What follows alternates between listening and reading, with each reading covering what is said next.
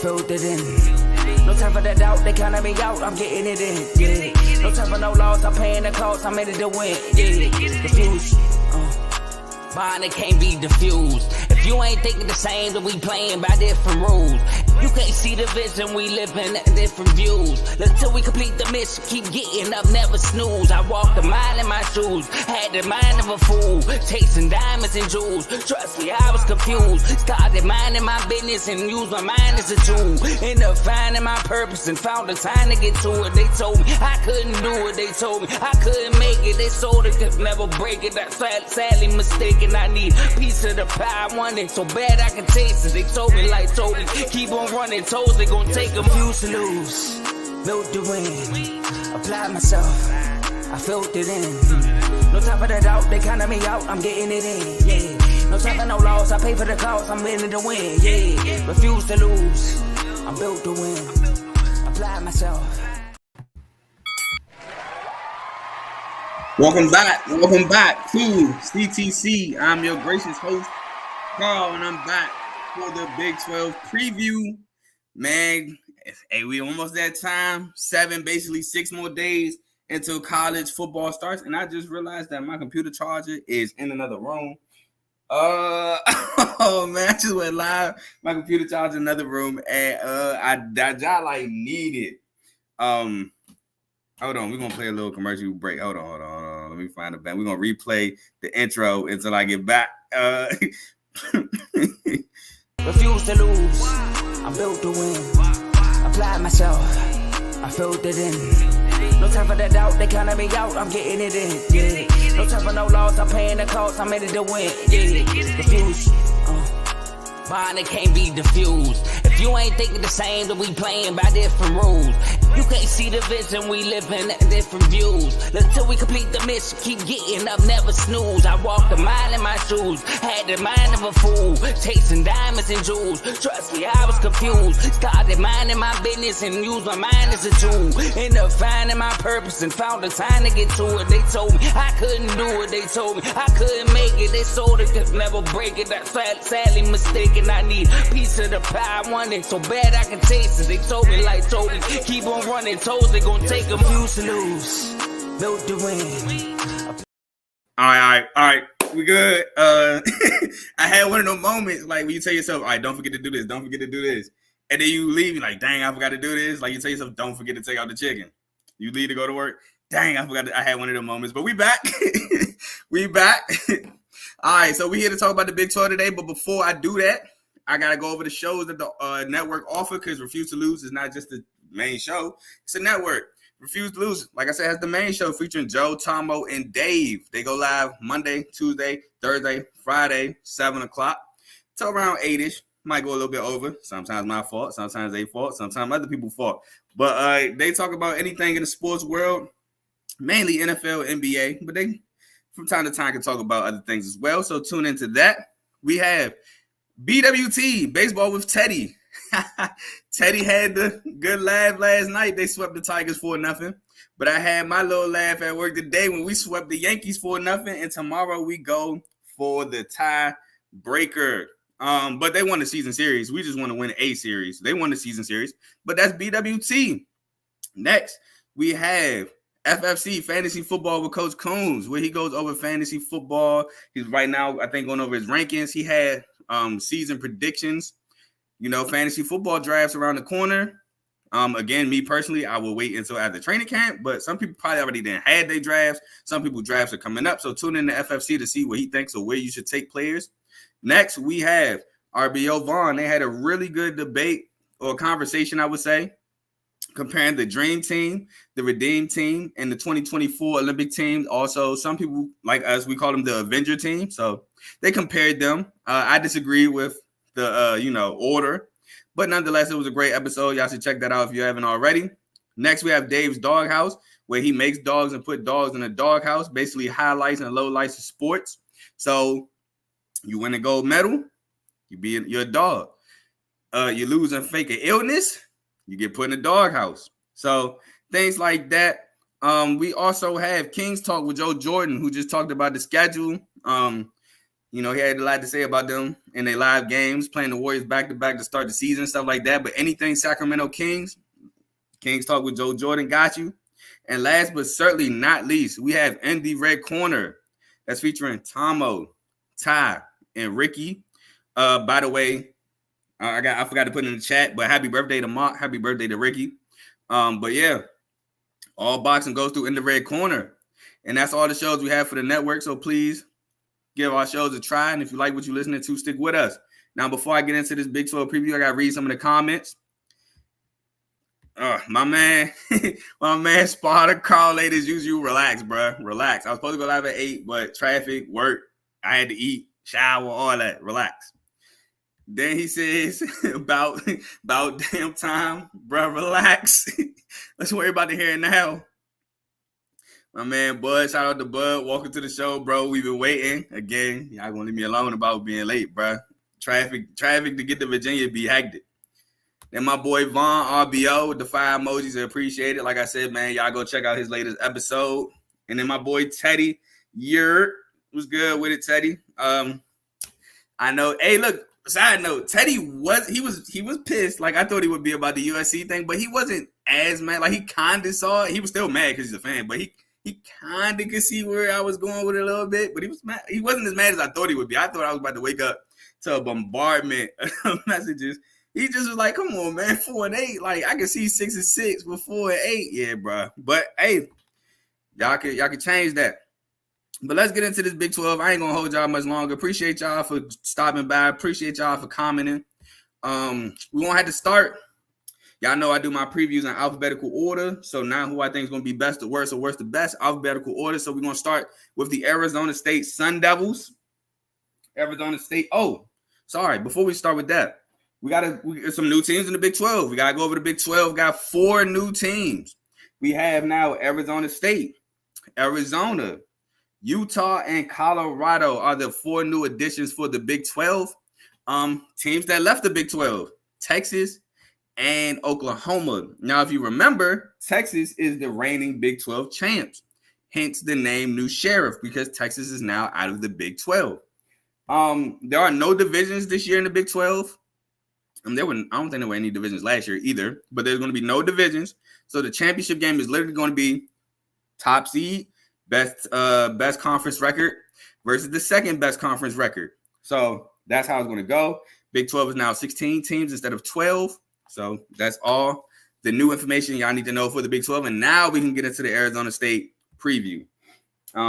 Arizona State coming off of a 3-9, 2-7 season last year. They got Jaden Rashada last year, the talented 5-star freshman. Didn't look so great at Arizona State. But just a bad season in general for Arizona State. Hasn't quite recovered since the whole Marvin Lewis, all those incidents. And even with Marvin Lewis there, they had a good year in 2019, decent years, but it just has not clicked for Arizona State of late. They returned 7 offensive starters and 3 defensive starters. The main starter they returned, and I really like this guy. He was coming out of Sac State a couple years ago. Cam Scatterbo, the running back. Just a dog of a player. 164 carries, 783 yards, 4.8 average with 9 touchdowns for Scatterbo. Looking to improve on that. Then they have Xavier Guillory returning at wide receiver. 21 receptions for 226 yards and a touchdown. Shamari Simmons at safety, 73 total tackles, 54 solos, a sack, 6 pass breakups, and a pick. Return CJ Fight, D tackle, 15 total tackles, 6 solos, and a pass breakup. So basically putting your hand up and getting in the passing lanes. Prince Darbo, defensive end, 30 total tackles, 14 solos, 6 sacks, and a pass breakup. That's just a lot of production coming back. Like I said, they lose Jaden Rashada. He went to Georgia, looking possibly to take over when Carson Beck leaves to go to the league after this year. Not that great of a year, 44 of 82, 485, 53.7 completion percentage, 4 touchdowns to 3 picks. Just not great, but they didn't have great quarterback play overall last year for Arizona State. They lose Elijah Badger, a receiver who has 65 catches for 713 yards and 3 touchdowns. He's now at Florida. They lose Chris Edmonds, the safety, 71 total tackles, 39 solos, and 2 pass breakups, currently trying to make the Browns. They lose Jordan Clark, Ryan Clark's son, at safety. Now at Notre Dame, 50 total tackles, 30 solos, and 9 pass breakups. They lost BJ Green, defensive end, 39 total tackles, 21 solos, 6 sacks, and a forced fumble. Now at Colorado. So he transferred within the conference. And they lose Ed Woods, cornerback, 33 total tackles, 27 solos, 4 pass breakups, a pick, and 2 forced fumbles. Now at my school, Michigan State. Talked about that on the Michigan State episode with my boy Luke. Shout out my boy Luke for coming on. They were 43rd with the overall recruiting class. They were 30th in transfers. Transferring in is a quarterback who I want to be good so badly, and Jeff Sims. Jeff Sims originally played at Georgia Tech. He then transferred to Nebraska, and just turnover, whether it was picks, fumbles. Jeff Sims just turned the ball over. Some stats: he was 28 of 47 for 282 yards, 59.6% of completion percentage, 1 touchdown to 6 picks for Nebraska last year. Again, just turnover machine. Malik McClain at wide receiver, 6 catches for 71 yards and a touchdown. Jacob Kungeta transfers in from Arizona on the D-line, 14 total tackles, 9 solos, and 2 sacks. So pretty decent stats there.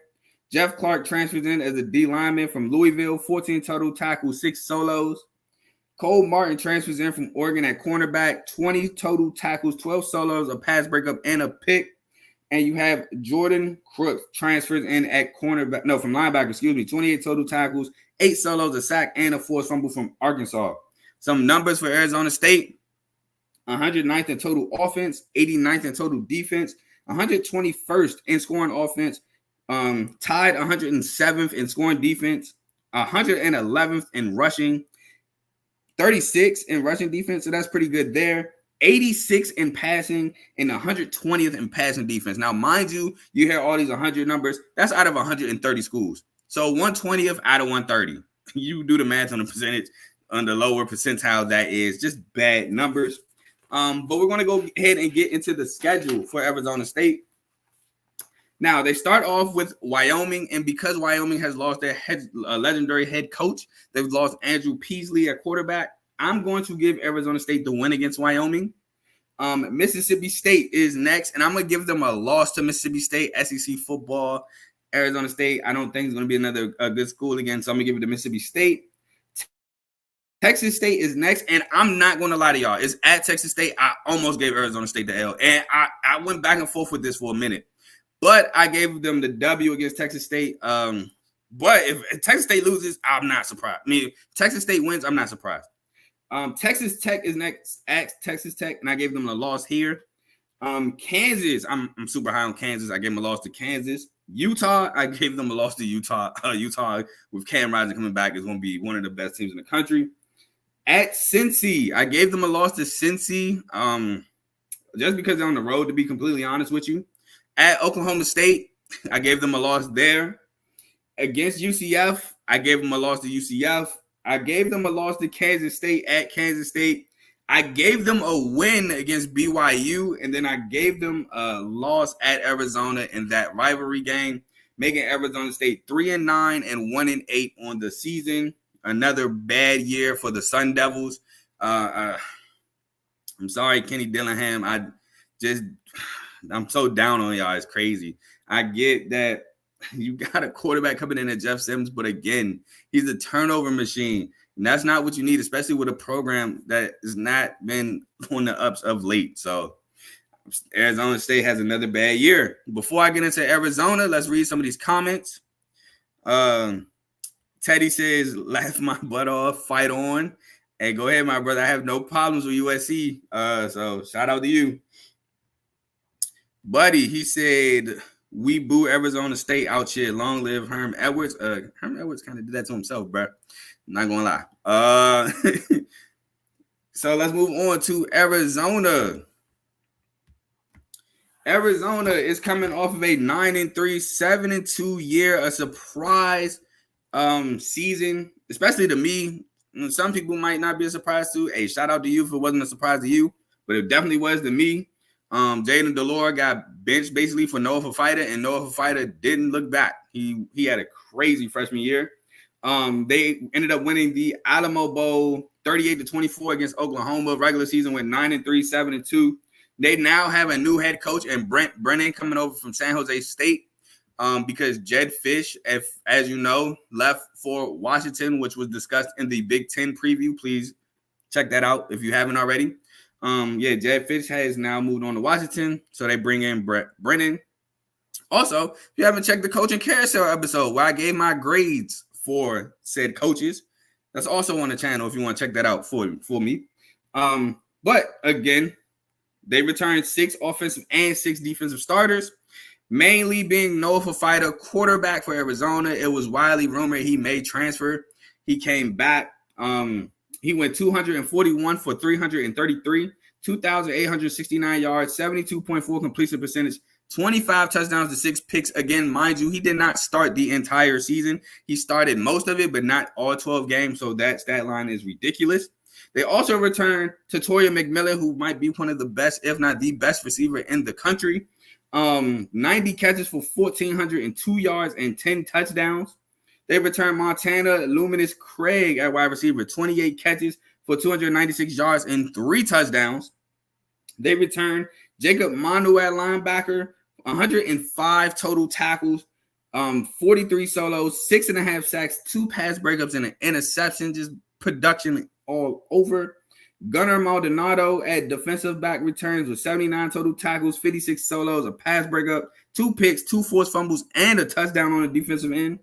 Dalton Johnson returns at D-back, 86 total tackles, 53 solos, 2 sacks, a pass breakup, interception, and 4 forced fumbles. Then you have Takario Davis at defensive back, 25 total tackles, 13 solos, 15 pass breakups, and a pick. Yes, 15 pass breakups. That's extraordinary.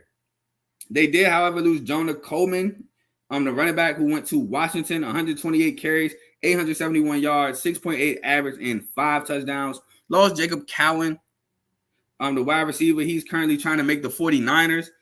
He had 90 catches for 849 yards and 13 touchdowns.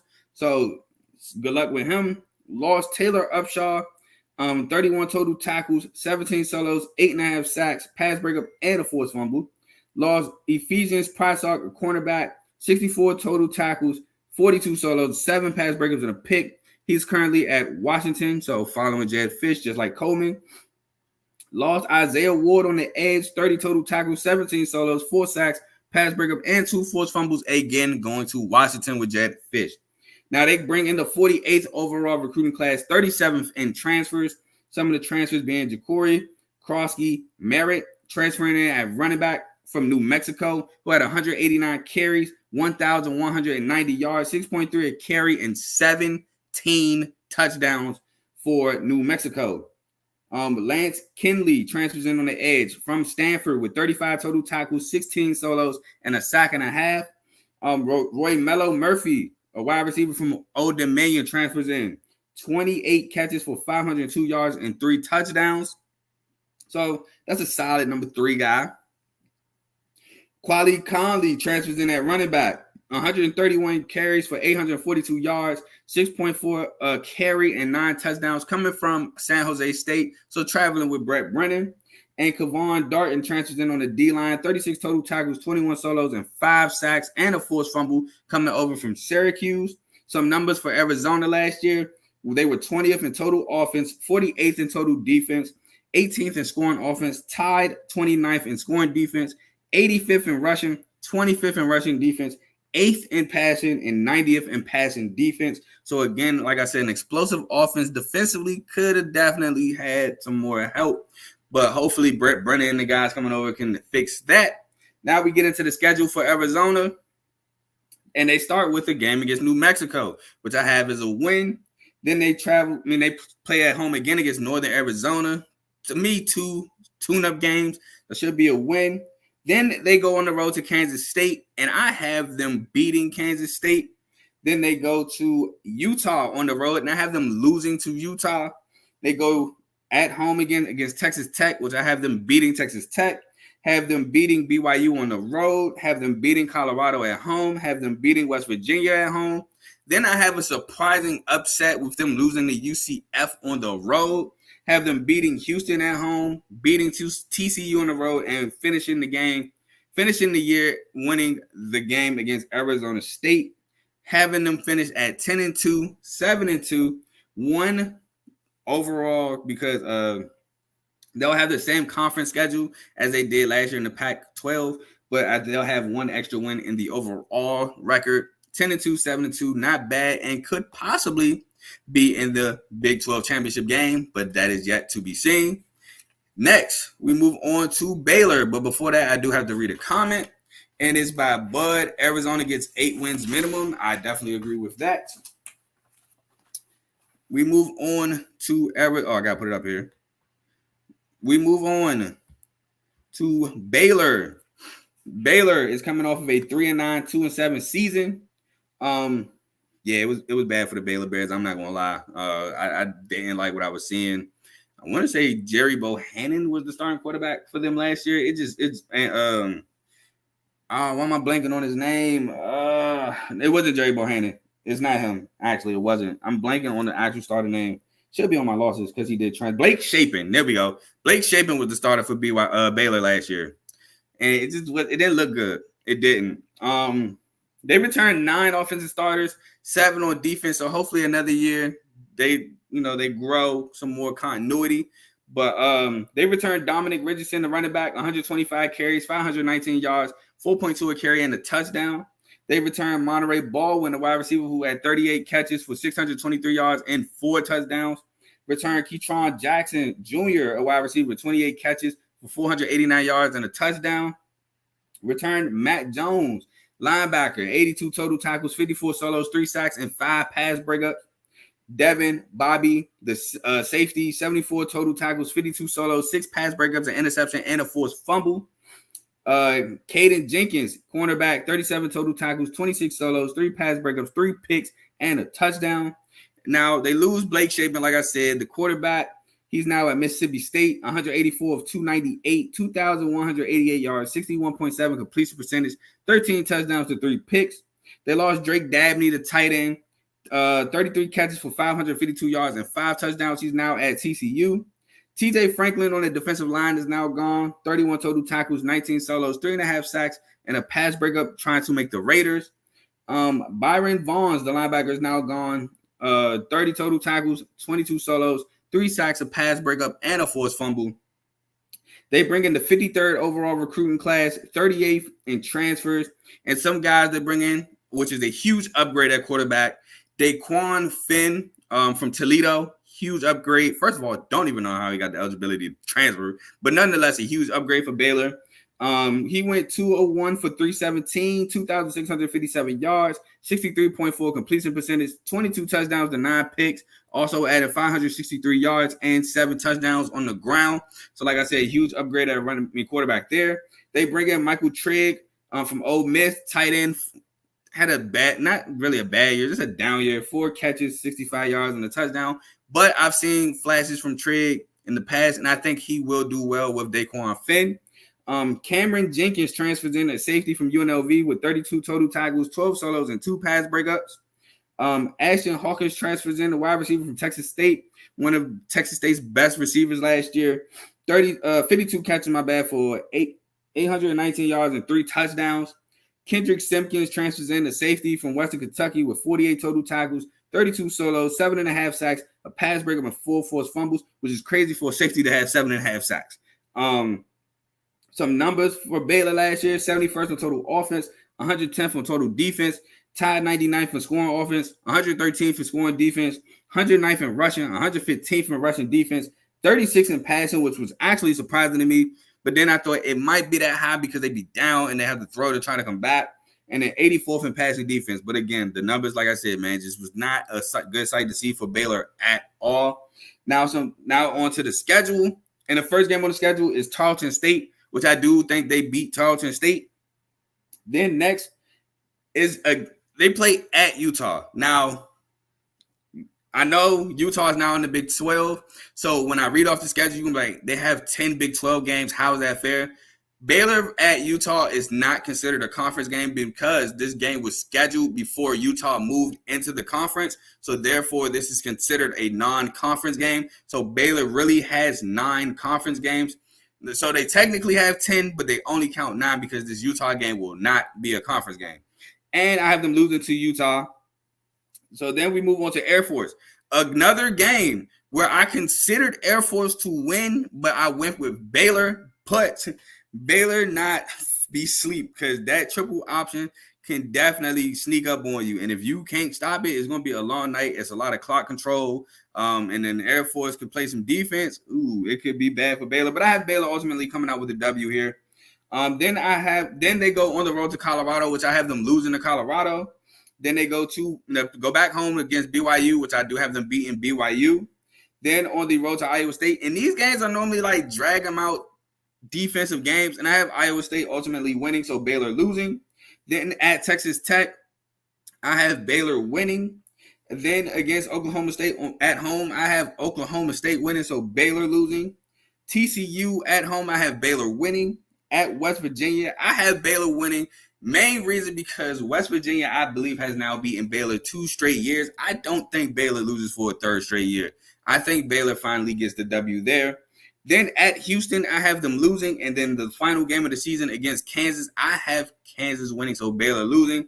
Making Baylor finish 6-6 and 4-5 on the year.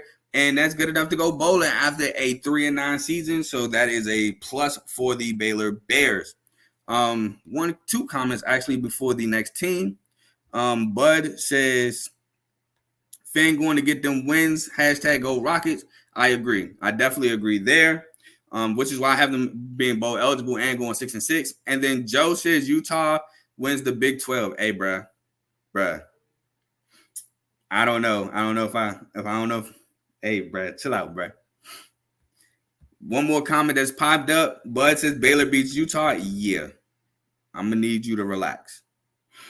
Utah, Cam Rising is back for Utah, bro. The days of Utah having a slow offense last year are over. There's no more Bryson Barnes and Nate Johnson trying to run that offense. That is now Cam Rising running that offense. I think Utah beats Baylor badly. Sorry. But we move on to BYU. BYU, 2nd year now in the Big 12. Last year was their 1st year. Coming off of a 5-7, 2-7 season. I think this is like BYU's 1st year from non-independent. I don't remember BYU. I mean, they probably were in a conference prior to like me being fully engaged in college football. But that was like the 1st year I remember BYU being in the conference in general. So they were going to take their lumps like we said on the show. I think it was me and Ace last year on Big 12. Yeah, it was because we had some crazy predictions smack us in the face. I do remember now. But they returned 6 starters on offense, 7 on defense, which is pretty good for BYU considering that players go on missions and stuff like that. So to have that much production coming back is really good. They returned LJ Martin, the running back, 109 carries, 518 yards, and 4.8 a carry, 4 touchdowns. They returned Chase Roberts, wide receiver, 42 catches, 573 yards, and 5 touchdowns. Returned Darius Lassiter, wide receiver, 29 catches for 365 yards and 4 touchdowns. Return Jacob Robinson, cornerback, 59 total tackles, 39 solos, 7 pass breakups, 4 interceptions, and a touchdown. Return Crew Wakely, safety, 59 total tackles, 31 solos, 6 pass breakups, an interception.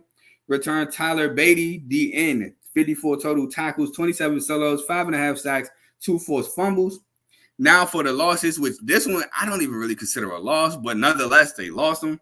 And Keaton Slovis, quarterback, 153 of 266, 1,716 yards, 57.5 completion percentage, 12 touchdowns and 6 picks, trying to make the Colts. So good luck to you there. Now, this was a loss in Aiden Robbins, 101 carries, 485 yards, 4.8 a carry for a touchdown, trying to make the Browns. Lost Isaac Rex, the tight end, 34 catches, 422 yards, and 3 touchdowns. Lost Max Tobley, linebacker, 92 total tackles, 53 solos, a sack, 2 pass breakups, a pick, and a forced fumble. Currently trying to make the Texans. Lost AJ Vopakin, 85 total tackles, 33 solos, and a pass breaker at linebacker. Lost Eddie Heckert, cornerback, 47 total tackles, 27 solos, a sack, 6 pass breakups, 5 interceptions, touchdown. 3 forced fumbles, and then a fumble return touchdown. So 2 defensive touchdowns for the young guy. They had the 62nd overall recruiting class, 76 in transfers, which is kind of like right on par for BYU, to be completely honest. They incoming transfers include Jerry Bohannon, who last played in 2022 for Southern Florida. That's why I said it wasn't him, because I remember he was supposed to be the starter for Southern Florida last year, but my boy Byron Brown took over the starting QB, and he actually had a pretty good year for a freshman, and that's why, again, USF going to be one of my 10 teams to look out for. But Jerry Bohannon in 2022 had 91 of 160, 1,070 yards, 56.9 completion percentage, 6 touchdowns and 6 picks. Jack Kelly on the edge transfers in from Weber State, 57 total tackles, 34 solos, 8.5 sacks, 5 pass breakups, an interception, and 4 forced fumbles. Treson Bourget also transfers in at quarterback from Western Michigan, 57 of 103, 713 yards, 55.3 completion percentage, 4 touchdowns, and a pick for Western Michigan. Some numbers for BYU include 118 for total offense, 106 in total defense, 99 for scoring offense, which they were tied 96 in scoring defense, 118th in rushing, 109th in rushing defense, 90th in passing, and 91st in passing defense. Again, me and Ace at least knew that BYU was going to take their lumps going into a conference, especially a Power 5 conference, not necessarily playing wherever you want to play, playing these mid-majors and all that other thing, and look at as great as you are. When you play certain teams, now you're playing with the big boys, and we knew they were going to take their lumps. Let's get into the schedule. First game of the season, they play Southern Illinois, which I have them winning. Then I have them losing at SMU, who, if you watch my ACC preview, I'm super high on SMU this year. They win at Wyoming, again, lose their coach, lose their quarterback, so I have them winning. Then I have them losing at home against Kansas State, losing at Baylor as previously discussed, losing at home against Arizona as previously discussed. I have them actually surprisingly beating Oklahoma State. Now, I know I'm going to get a lot of flack for that, and here's the reason why. I think that the coach, first of all, is at home. Secondly, a lot of Oklahoma State, what they do is based on Ollie Gordon. Like, that's point blank period. A lot of it is Ollie Gordon. I think BYU comes in with a game plan to stop the run, make Alan Bowman beat you with his arm, and Alan Bowman may throw you a couple interceptions. I think BYU takes advantage and get a huge upset win against Oklahoma State. They lose at UCF. They lose at Utah. They lose against Kansas. I have them actually losing, surprisingly, at Arizona State. Environment plays a part of that. And then beating Houston to end 4-8 and 2-7, getting the one upset win that basically is going to be like a Super Bowl to them or a bowl game to them. And yeah, man, they still got to catch their lumps, and they try to recruit better and try to prepare to get better for the next year. 2 comments before we go into Cincy. We have Buddy went to a BYU game before. The best part about it was leaving BYU. I feel like you're welling. I'm not going to lie. I do feel like you're welling here. You've never been to a BYU game, bro. There's no way. And then shout out my boy Gio, one of the latest members in the R2L chat. He says, yo, and then shout out to him as well. You know, Miami represents everything Miami. And, you know, if you watch my ACC preview again, super high on the U. So I know he was happy there. But we move on to Cincy, the Bearcats in Cincinnati. Let me take that down real quick. The Bearcats in Cincinnati coming off of a 3-9, 1-8 season, returned 8 starters, 5 defensive starters, 8 on the offensive end, Return Corey Kiner, running back. That was a huge get for them. That was basically a lot of their offense last year. Return Xavier Henderson, wide receiver. Oh, my bad. I got to read off Corey Kiner's stats. 192 carries, or 192 carries, 1,047 yards, 5.5 a carry, and 5 touchdowns. Xavier Henderson, wide receiver, 58 catches for 782 yards and 3 touchdowns. Dante Corleone on the defensive end, defensive tackle, 39 total tackles, 22 solos, 3 sacks, a pass breakup, and a forced fumble. Ken Willis at safety, 23 total tackles, 12 solos, 2 picks. Return Jack Dingle, linebacker, 53 total tackles, 28 solos, a sack, and a pass breakup. Return Jordan Young, cornerback, 34 total tackles, 22 solos, 6 pass breakups, and a pick. Now, some losses include Emory Jones. Again, I don't even know if I would count that as a loss, but he went 197 for 322, 2,219 yards, 61.2 completion percentage, 18 touchdowns and 10 picks, added 560 yards on the ground with 4 touchdowns. Currently trying to make my Baltimore Ravens, so good luck with you there. Lost Braden Smith, wide receiver, 43 total catches, 557 yards and 4 touchdowns. Lost Deshaun Pace at linebacker, 80 total tackles, 42 solos, a sack and a half, 5 pass breakups, a pick, and a forced fumble. Transferred to UCF. Lost Byron Threats, defensive back, 57 total tackles, 36 solos, sack, 6 pass breakups, 2 picks, and a forced fumble. Also transferred to UCF. Daniel Grezelat, linebacker, 46 total tackles, 22 solos, 3.5 sacks, 3 pass breakups, and a forced fumble, trying to make the Tampa Bay Buccaneers. Jawan Briggs, defensive tackle, 27 total tackles, 9 solos, 2 sacks, trying to make the Cleveland Browns. They bring in the 60th overall recruiting class, but 42nd in transfers. So shout out Scott Satterfield using the transfer portal. Brandon Sorsby transfers in at quarterback, 135 total, 135 of 236, 1587 passing yards, 57.2 completion percentage, 15 touchdowns and 5 picks. Now, while at Indiana, it did not look so great for him. But again, I always give him credit. He did look better than Taven Jackson, in my opinion. Hopefully, Scott Satterfield can help elevate Brandon Sorsby's game. Maybe it might work out better in Cincinnati. Tyron Smith, who left UTEP, transferred to Texas Tech, then went back to UTEP, now transfers to Cincinnati. Wide receiver who had 19 catches for 191 yards and a touchdown. Now, to defend him, UTEP had inconsistent quarterback play the entire season last year. Kelly Akari was one of the best receivers they had, and even him, he had good games in spurts. So it was really UTEP quarterback play.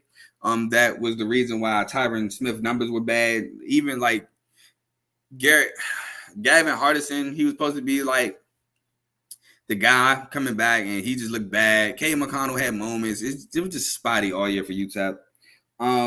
Derek Canteen transfers in at cornerback from VTech, 42 total tackles, 22 solos, 5 pass breakups, a pick, and a forced fumble. Logan Wilson, not to be confused with Logan Wilson on the Bengals, safety from North Texas transfers in, 61 total tackles, 37 solos, 3 pass breakups, and a pick. Makai Miller also transfers in from New Mexico State as safety, 50 total tackles, 30 solos, 2 pass breakups, a pick, and a touchdown. And I believe there's also Makai Miller that played basketball in college for Oklahoma and Rhode Island, so don't confuse them as well. Tony Johnson transfers in at wide receiver from FAU, 37 total catches, 411 yards, and 4 touchdowns. Now, some numbers for Cincy last year, they were 33rd in total offense, which actually shocked me. 93rd in total defense, 84th for scoring offense, 100th for scoring defense, 5th in rushing, again, kind of shocked me. 108th in rushing defense, 87th in passing, and 69th in passing defense. All right, we'll get into the schedule for Cincinnati. First game is against Towson, which I have as a W. Then I have them beating Pitt in that rivalry game. I have them then beating University of Miami, Ohio to go 3-0. Then losing at home against Houston, losing on the road against Texas Tech, losing on the road against UCF, beating Arizona State, losing at Colorado, losing to West Virginia, which is another rivalry game, losing at Iowa State, losing at Kansas State, and then beating TCU to go 5-7, 2-7, a 2-game improvement for Scott Satterfield. So I would say that's a pretty decent year, a game off of being bowl eligibility. If I'm Cincinnati, second year in the Big 12, I think I would take a 5-7 season. But let me know what you think.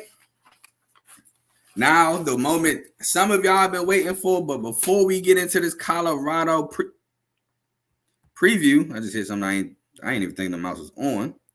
Got to go over some comments real quick. Bud said, I really did go to high school with folks that went to BYU, though. So, okay, that makes more sense than you going to the game. Bud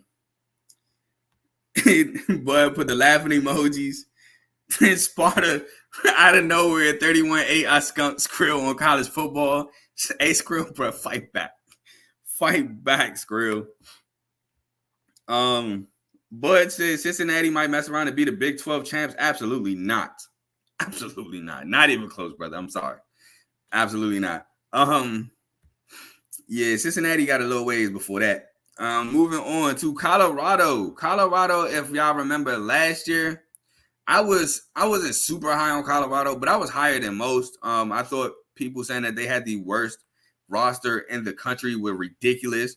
People were saying that they're not going to win 4 games. Well, they over under. So backstory: their over under was 3.5 last year. They were saying take the under easily. It's not even close. They won't win more than 3 games. Don't even think about it. Now, granted, they barely covered. They won 4, so they covered right on the nose. Should have been 5. They should have beat Stanford. Alec Alamayor is still to this day eating off that Colorado game. But nonetheless, 4-8 season, 1-8 in the Big 12. Pac-12, excuse me. Now in the Big 12, looking to turn that around. Now, what I will say is, I normally do the transfers after I talk about who they lost and who they recouped. This is according to 24/7 Sports, and this probably doesn't even evaluate people leaving and entering. 43 transfers. Last year was 50. This year was 43 transfers. Dion is not playing. He will use that transfer portal. He's not playing. But they returned Shedeur Sanders, obviously at quarterback, looking to have possibly a Heisman season. He last year, 298 of 430, 3,230 yards, 64.3 completion percentage, 27 touchdowns to 3 picks. Very efficient quarterback. Returned Travis Hunter, who is just a dog, wide receiver and corner. Wide receiver numbers, 57 catches for 721 yards and 5 touchdowns. On the defensive end, he adds 5 pass breakups and 3 interceptions. Jimmy Horn Jr. returns at wide receiver, 58 catches for 567 yards and 6 touchdowns. Now, this next guy I'm going to talk about was a freshman last year. Barely got time, but when he did get time, he showed flashes. And that's Omarion Miller, wide receiver, who had 11 catches for 234 yards and a touchdown. You can see why he's going to be a really good college football player. Not this year. He might not get as much burn this year. But if he stay with Colorado, next year should be his breakout year. They returned Levante Bentley at linebacker, 69 total tackles, 40 solos, 5 sacks, and 2 pass breakups. Returned Shiloh at safety, 67 total tackles, 54 solos, 3 pass breakups, a pick, a touchdown, and 4 forced fumbles. Returned Cameron Silman Craig at safety, 44 total tackles, 32 solos, a sack, 2 pass breakups, and 3 interceptions. Returned they lost Dylan Edwards, at running back. He is now gone to TCU. 76 total carries, 321 yards, 4.2 a carry, and a touchdown. Lost Xavier Weaver, who's now currently on the Cardinals, which is, hey, man, Marvin Harrison Jr., Michael Wilson, Xavier Weaver. Cardinals might be cooking a little something. Wide receiver, 68 total catches, 908 yards, and 4 touchdowns. Lost Jordan Dominic at linebacker, 51 total tackles, 31 solos, 5 sacks, 2 pass breakups. Lost Omarion Cooper at defensive back, transferred to Florida State. 37 total tackles, 32 solos, a sack, and 5 pass breakups, and a forced fumble. And I realized I forgot to write this dude name as a guy that returns, but he kind of flashed and made big plays to me. And I believe his name is AJ Woods, linebacker for Colorado. I know his last name is Wood. I just can't remember his first name. I think it's not AJ Woods, excuse me.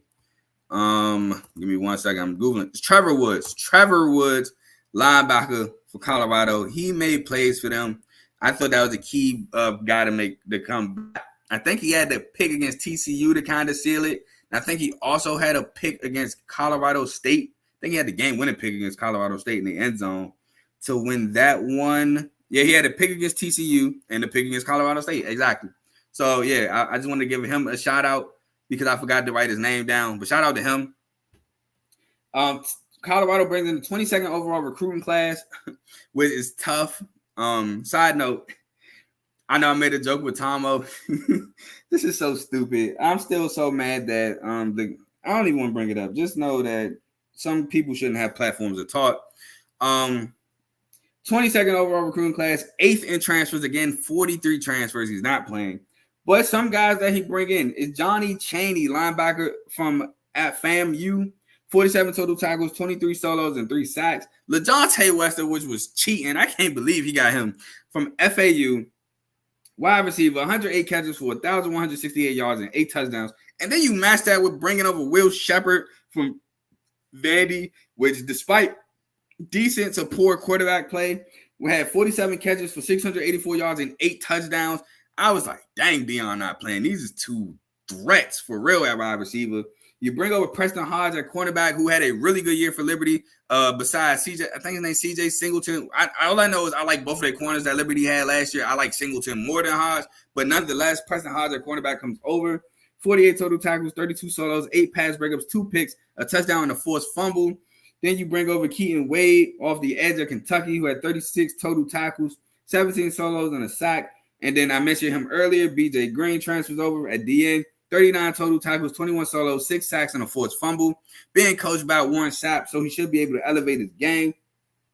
Colorado last year was 80th in total offense, 127th in total defense, 58th in scoring offense, 121st in scoring defense, 130th in rushing. Again, that was due to a bad offensive line. 107 passing defense, 16th in passing. That was mainly due to having to throw the ball to come back in games, and 124th in passing defense.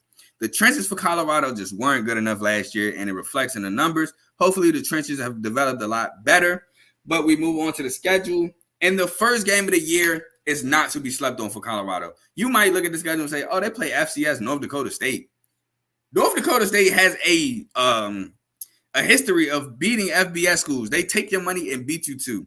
Now, I do have Colorado just barely edging this game out, but and this is a side note, you could clip me, you could take my advice. I'm looking at that plus 8.5 for North Dakota State, and I'm intrigued to take that. Then they go against Nebraska on the road. I think they lose to Nebraska. A lot of the reason why they beat Nebraska last year is because they were able to create turnovers. The turnover machines are gone. In comes Dylan Raiola, who's supposed to be a freshman phenom at quarterback. I think Nebraska gets it done. Then they play at Colorado State. I think they win against Colorado State. I think last year they took Colorado State lightly, and that's why the game was close. Don't think they'll make that same mistake twice, and I think they win.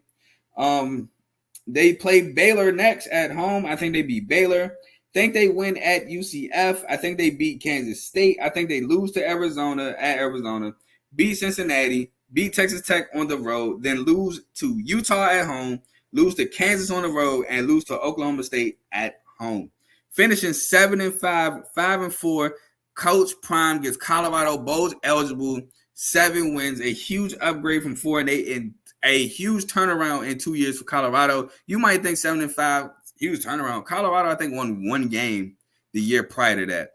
So that's a huge turnaround in 2 years when people doubted Coach Prime, didn't think he can do it, and he has the program trending in the right direction. Will he lose a lot of production after this year? Absolutely. But Coach Prime, I think, will be able to recruit the production back and more. Moving on to Houston, but before we move on to Houston, let's read these comments. Here we go. I wouldn't be surprised if Colorado starts with an L against North Dakota State. Me neither, to be honest with you. I don't disagree with this comment at all. Also, I could see their defensive line vastly improving now they have Warren Sapp on the coaching staff. That is also a comment that I do agree with. Colorado season literally would depend on their O-line, though. That is absolutely a fact. That is absolutely true. They can open up some rushing lanes so these running backs can take pressure off of Shador. That would absolutely help Colorado. Also, it depends on the depth. I know Dion talked about this, about how he's recruiting depth so he can give Travis Hunter breaks. That will also vastly help Colorado. Now, Travis Hunter's a guy, he want to play every snap. And you got to stop him. You got to, what's the phrase I'm looking for? You have to prevent him from, I don't want to say that because that might get me in trouble. You have to, I guess you have to stop him from himself for lack of remembering the phrase. And that would help him with the depth. So, yeah, we're going to move on to Houston now. Houston, new head coach. Y'all know I wanted him at MSU. I was about to say SMU. Y'all know I wanted him at MSU. And as head coach, Willie Fritz, coming over from Tulane. He's now at Houston. And y'all know I also said that in the coaching carousel episode, I said it. You can clip me up. It's a bold tape. I said Willie Fritz will win a Big 12 championship while at Houston. Say what I said, man. Just don't think I know I can spoil this. I don't think it's gonna be this year, but I think he will get Houston the Big 12 championship before his 10 years over at Houston. He's coming off of a 4-8. Well, he's not. They are coming off of a 4-8 season, 2-7 season. Returned 5 offensive starters, 3 defensive starters. Kind of what happens when a new coach comes over. They returned Donovan Smith at quarterback, which was a huge piece because Donovan Smith, strong arm guy who can use his legs. Got to be better with accuracy, however. 256 at 397. 2,801 yards, 64.5 completion percentage, 22 touchdowns. And this is another issue with Donovan Smith, 13 interceptions. 428 rushing yards to 6 touchdowns on the ground. Return Parker Jenkins, running back, 99 carries, 464 yards, 4.7 a carry with 3 touchdowns. Return Joseph Manjack, the fourth wide receiver, 46 catches, 577 yards, and 6 touchdowns. Return AJ Hankey, defensive back, 97 total tackles, 72 solos, 3 pass breakups, and a forced fumble. Return Jamal Morris, linebacker, 63 total tackles, 36 solos, half a sack, 5 pass breakups, and a forced fumble. Now, they did lose 2 receivers, and Samuel Brown, who went to the U, 62 catches, 815 yards, and 3 touchdowns. Lost Matthew Golden, who went to Texas, wide receiver, 38 catches, 404 yards, and 6 touchdowns. They did lose Isaiah Hamilton, a cornerback, with 50 total tackles, 38 solos, 4 pass breakups, 4 picks, forced fumble, and a touchdown, who went to Ole Miss. They did lose Malik Fleming, the defensive back, 41 total tackles, 32 solos, 5 pass breakups, and 3 picks. They did lose Jamari Caldwell, defensive lineman, 27 total tackles, 22 solos, 6.5 sacks, and a forced fumble, who went to Oregon. And they lost Nelson Caesar, edge rusher, 43 total tackles, 28 solos, 9.5 sacks, and a pass breakup that is trying to make the Seattle Seahawks. They bring in the 52nd overall recruiting class with 34th in transfers, transferring like Devin Williams from Tulsa, wide receiver, 29 catches, 399 yards, and 2 touchdowns. Zion Chris, the quarterback for University of Louisiana Lafayette Raging Cajuns, comes in. He went 102 of 153. 1,222 yards, 66.7 completion percentage, 11 touchdowns to 5 picks. He's also a guy that can use his legs as well. Jeremiah Wilson transfers in at cornerback from Syracuse, 16 total tackles, 13 solos, 5 pass breakups, a pick, and a touchdown. Mekhi Muse is a receiver from Georgia, so they're hoping that the promise that this guy had to get him a scholarship to Georgia transfers over, and he does well. He had 13 catches, 155 yards, and a touchdown in sparing minutes. Then they bring over Malik Carr, a tight end from MSU, Michigan State, who had 30 catches for 352 yards and 3 touchdowns, again with lackluster quarterback play. And Kendre Gant, a linebacker from University of Louisiana Lafayette, with 64 total tackles, 37 solos, 6 sacks, 3 pass breakups, and 3 forced fumbles. A playmaker linebacker who just makes plays all over the field. 84th in total offense, 112th in total defense, tied 88th in scoring offense, 105th in scoring defense, 102nd in rushing, 98th in rushing defense, 52nd in passing, and 114th in passing defense. Houston just took blow after blow, losing Clayton Tune, losing Tank Dell, who was my guy going into the draft last year. Shout out Tank Dell, amazing rookie year. They just lost a lot, and it showed last year at Houston.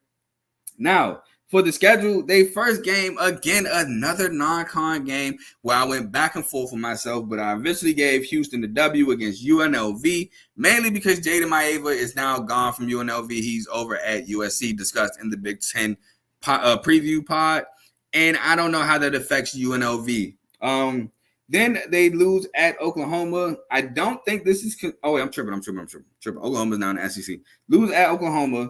They beat Rice, win at Cincy, lose at home against Iowa State, beat TCU and TCU, lose at Kansas, lose against Utah at home, lose against Kansas State at home, lose at Arizona, beat Baylor, and lose at BYU environment. I think BYU was able to overtake them in that game. But they finished 5-7, 3-6 on the year, 1 game away from bowl eligibility. Maybe can get a bowl if there's not enough bowl eligible teams, but not a bad first year for Willie Fritz. But if you know Willie Fritz, he's going to turn teams around. He had Tulane beat USC in the Cotton Bowl. He had Tulane win the American Conference Championship that year, and then they lost to SMU in the American Conference Championship the past season. But SMU was a good team, just a bad loss. But nonetheless, Willie Fritz goes 5-7. But one day, again, mark my words, will win a Big 12 championship at Houston. We move on. I got to read a comment first. So Iowa State, but Donovan Smith cuts the turnovers down. He might be a Heisman finalist. There's some talent there. I agree there is talent there. I agree he needs to cut down the turnovers. I disagree with Heisman finalists. When you got guys like Will Howard, Dylan Gabriel, Quinn Ewers, Quinshawn Judkins, it's going to be tough for a receiver, but Tatori McMillan, Luther Burden, Brady Cook, It's a long list of guys that can finish in the Heisman in front of Donovan Smith. Now, I haven't gave SEC the SEC preview. That actually should be tomorrow around 8 o'clock featuring Ace. Not sure if Joe's going to be there, but Carson Beck's in that mix. Jalen Milroe is in that mix. It's a lot of guys in that mix. I don't think Donovan Smith is in that mix. We move on to Iowa State. Y'all know I love me some Iowa State. I love Matt Campbell as a head coach. He's one of my favorite head coaches in college football. He preaches 5-star heart over 5-star talent. He does the most with the least, I guess, in my opinion. Well, not I guess, in my opinion. He instills that mindset in guys like Alan Lazard, Breece Hall, Xavier Henderson, even Brock Purdy, who I wasn't high on coming out of college, but look what he's doing now. He's proving me wrong at every turn. He's always preached that mentality to his guys at Iowa State. And TJ Tampa, who's now in Baltimore, which I missed his debut preseason game because I was at work. Hopefully he did well. Iowa State's coming off a 7-5, 6-3 season. They lost the Liberty Bowl to Memphis 36-26. Now, you might be thinking 7-5. That's not a bad season. That's a surprise season to me. They had the gambling incident. They lost Hunter Deckers, who's their quarterback, due to the gambling incident. They lost a couple players. They had a bad year, the year prior. So I thought the gambling thing just hurt them a little more. And then Rocco Beck, who returns, by the way, steps in at quarterback as a freshman and has a really good freshman year. Rocco Beck at quarterback went 231 for 367, 3,120 yards, 62.9 completion percentage, 23 touchdowns to 8 picks, and added 3 rushing touchdowns. Then Abu Sama comes out of nowhere at running back. He had 84 carries, 614 yards, 6 touchdowns, and 7.3 a carry. Returned Jaden Higgins at wide receiver, 53 catches for 983 yards and 6 touchdowns. Returned Jalen Noel, wide receiver, 66 catches, 820 yards and 7 touchdowns. Returned Benjamin Barmer, tight end, 28 catches, 352 yards and 2 touchdowns. Returned Bo Freyler, defensive back, with 106 total tackles, 56 solos, a sack, 5 pass breakups, and 3 picks. By the way, I don't even know if I just said this, and if I did, I'm just having a slow moment. 8 returning offensive starters, 9 defensive starters. So that's a lot of production coming back. Returned Caleb Bacon, linebacker, 60 total tackles, 36 solos, 3 sacks, 2 pass breakups, and a forced fumble. And Miles Purchase, defensive back, who had 56 total tackles, 38 solos, a sack, and 14 pass breakups. Jeremiah Cooper returns, another defensive back, with 45 total tackles, 27 solos, 10 pass breakups, 5 picks, a touchdown, and a forced fumble. And returned J.R. Singleton, a defensive lineman, with 22 total tackles, 7 solos, and 3.5 sacks. They did lose Jerry Vaughn, the linebacker, with 46 total tackles, 20 solos, and a pick. And again, like I said, my guy T.J. Tampa, cornerback, with 44 total tackles, 33 solos, 7 pass breakups, and 2 picks. I don't think he's trying to make the Ravens. I'm pretty sure he's going to make the Ravens, but I'll just say trying because I don't want to jinx him. Now, this is on par with Iowa State. 71st overall recruiting class and 83rd in transfers. Not that many transfers to go over for Iowa State. I have Eli Green here from North Dakota State at wide receiver with 46 catches, 887 yards, and 3 touchdowns. Jalen Jackson, a running back from Eastern Michigan, 136 carries, 576 yards, 2 touchdowns at 4.2 a carry, who's going to help Abu Sama out a lot. And Kennard Snyder, a transfer off the edge with 60 total tackles, 24 solos, 5.5 sacks, 2 pass breakups, and 3 forced fumbles from Louisiana Monroe. They were 79th in total offense, 50th in total defense, 70th in scoring offense, tied 42nd in scoring defense, 101st in rushing, 37th in rush defense, 49th in passing, and 73rd in passing defense. Iowa State defenses are normally better than that, and I think Matt Campbell will have this defense looking better than that next year. Now, for the schedule, their first game is against North Dakota, not confused with North Dakota State, and I think they win that. Next, they play at Iowa in that rivalry game, and Iowa just be dominating that rivalry game. I understand Iowa State has the better offense, but defense is what controls that game, which Iowa should have the better defense, and I have Iowa winning that game, so Iowa State loses. And again, no funny, the over-under in that game might be 19.5 to 20.5. I'm not joking. Arkansas State, they beat Arkansas State. I have them winning at Houston, beating Baylor, losing at West Virginia, beating UCF, beating Texas Tech, beating Kansas on the road, because I think Kansas issues is defensively stopping the run. Now, Kansas, they do on offense like to run a lot of motions and get your defense off balance, and they have guys that make plays on the perimeter, and Lawrence Arnold and Quentin Skinner, and then they passing game is really good. Jalen Daniels, But they had their running back, their backfield is just phenomenal. And Devin Neal and why am I forgetting the backup Daniel Hishaw? But again, Iowa State's strength is defense. Kansas' weakness is defense. I think Iowa State can move the ball against Kansas and score. Kansas is going to have a tough time scoring against Iowa State. I think Iowa State wins that. I have them beating Cincy, losing at Utah because they're going on the road.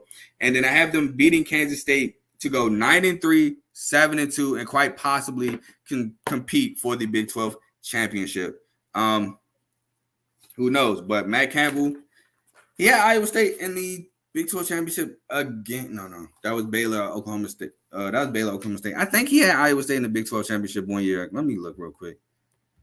If he did, I can't remember. But they were either competing to be in one or were in one not too long ago. Let me see here.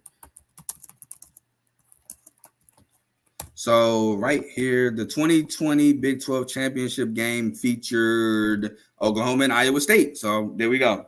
I knew I wasn't tripping. So I think he gets back, maybe, quite possibly, to that game. It was something else I wanted to Google. And now I forgot it again. Jesus. I'm on the wrong drink. Hold on. I already went back to the next team. I don't remember. I'm sorry. I don't remember. Something else I wanted to Google, but whatever. We move on to Kansas State. Kansas State is next, but before we have some comments to go over, Bud says shout out to Matt Campbell, and then the other one is just not an autocorrect, spell check. So shout out Matt Campbell, man. Love Matt Campbell, love to see it. But we got to move on to Kansas State. I was already there. Cool. Kansas State coming off an 8-4, 6-3 season. Not a surprise to me. Especially they returned a couple pieces coming off that Big 12 championship win. They did. So again, just so to clear things up, because you might be like, Carl, how did Kansas State win the Big 12, but TCU made the playoffs that year? To be honest, I don't know. But things because TCU only lost one game, and that one game was the Big 12 championship to Kansas State, excuse me. But yeah, they were coming off of winning the Big 12 championship the year prior. And for them to go 8-4, 6-3, I was not surprised. They returned Will Howard, who's the quarterback. They returned DJ Giddens, which returns again. But yeah, had a really good year. They did win the Pop-Tart Bowl, which is one of my favorite bowl games, against NC State, 28-19. They returned 4 offensive starters, however, 7 defensive starters. Kansas State has been, I said this before on a podcast, don't remember the episode, but Kansas State is a team that has a soft spot in my heart. Like I've been I don't say rooting for Kansas State, but I'd be like, if they win, I'm kind of happy. Since like Jake Waters, Tyler Lockett, they had another receiver who I'm blanking on his name, but I think Deontay Burton was a receiver they had at Kansas State at one point. Colin Klein, that was at quarterback at one time. Just, I've had a soft spot in my heart for Kansas State for years. They returned, like I said, DJ Giddens at running back, 223 carries, 1,226 yards, 5.5 a carry, and 10 touchdowns. Returned Jace Brown at wide receiver with 27 catches for 437 yards and 3 touchdowns. Returned Avery Johnson, who's in line to be the starter at quarterback. 37-66, 479 yards, 56.1 completion percentage, 5 touchdowns. Really a small sample size. They returned Marquise Single, safety, 63 total tackles, 47 solos, 9 pass breakups, and a pick. Return Austin Moore, linebacker, 63 total tackles, 40 solos, and a sack and a half. Return Jacob Parrish, cornerback, 44 total tackles, 27 solos, a half a sack, 9 pass breakups, and 4 picks.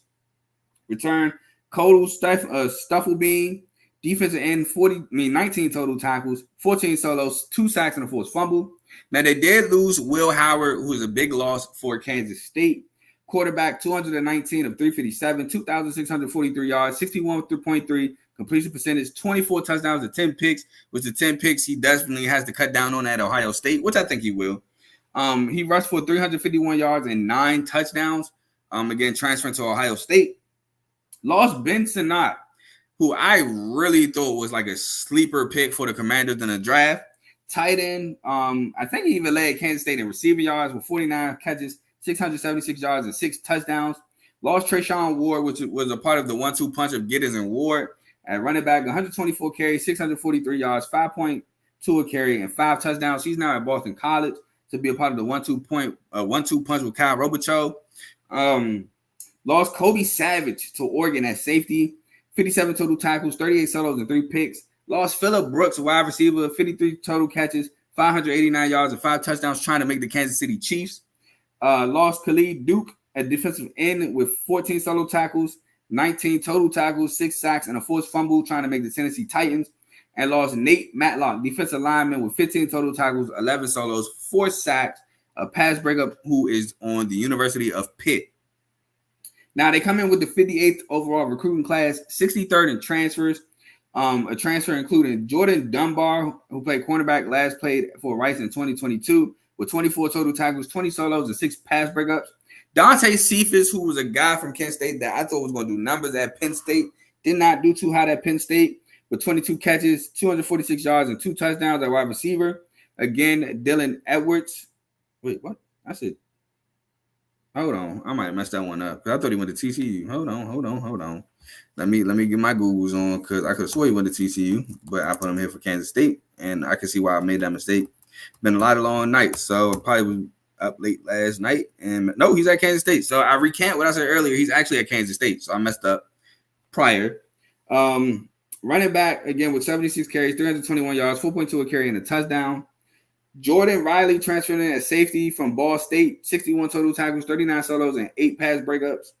Not too many transfers to go over.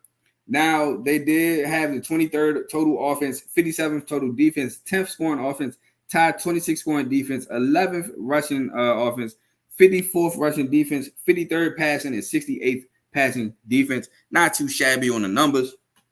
Now, let's get into the schedule. UT Martin is at home first week, and that's a win. Now, the second game at Tulane. Back and forth. Tulane played Ole Miss, 2 tough games in the past 2 seasons. New coach John Summerall, who's a really good head coach. I have them edging it out against Tulane because Tulane did lose a lot of production, but that's a game that could go either way. Now, this next game, Kansas State versus Arizona.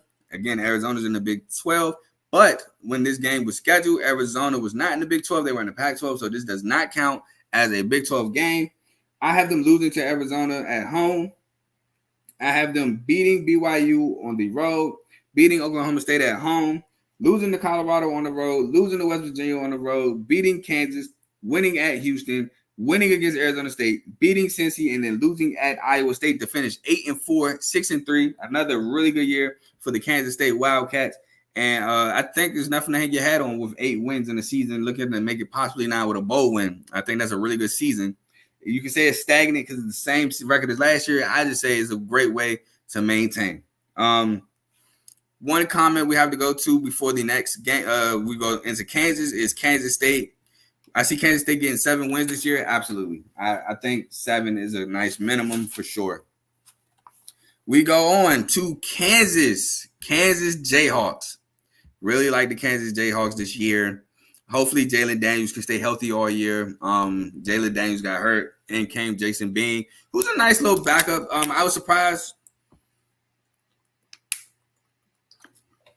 My bad, I had to do that. I was surprised, actually. He stayed at Kansas his whole career. He started, I think, like 2020, 2021. Jalen Daniels came in, won the job. He could have transferred wherever and got started somewhere else, but he decided to stick with Kansas. And I salute him for it, for sure. And he's currently trying to make the coach as well, so it works out for him, but definitely could have transferred somewhere else. Kansas is coming off an 8-4, 5-4 season. They won the Guaranteed Rate Bowl, 49-36 versus UNLV. They returned 7 offensive starters, 6 defensive starters, including, like I said, Jalen Daniels at quarterback. He got hurt last year. He went 56-75, 705 yards, 74.7 completion percentage, 5 touchdowns to a pick.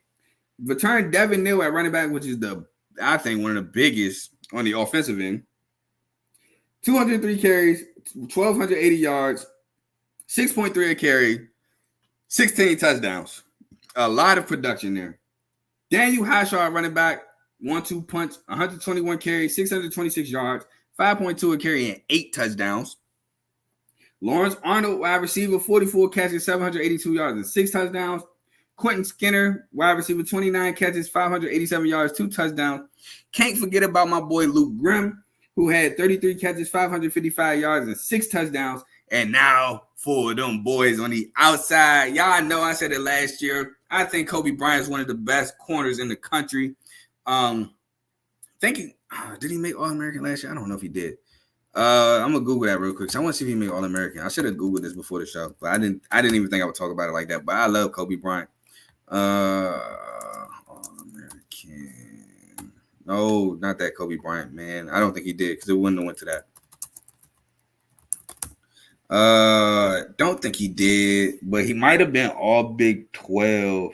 He's preseason All Big 12. I know he's gonna be on the Jim Thorpe watch.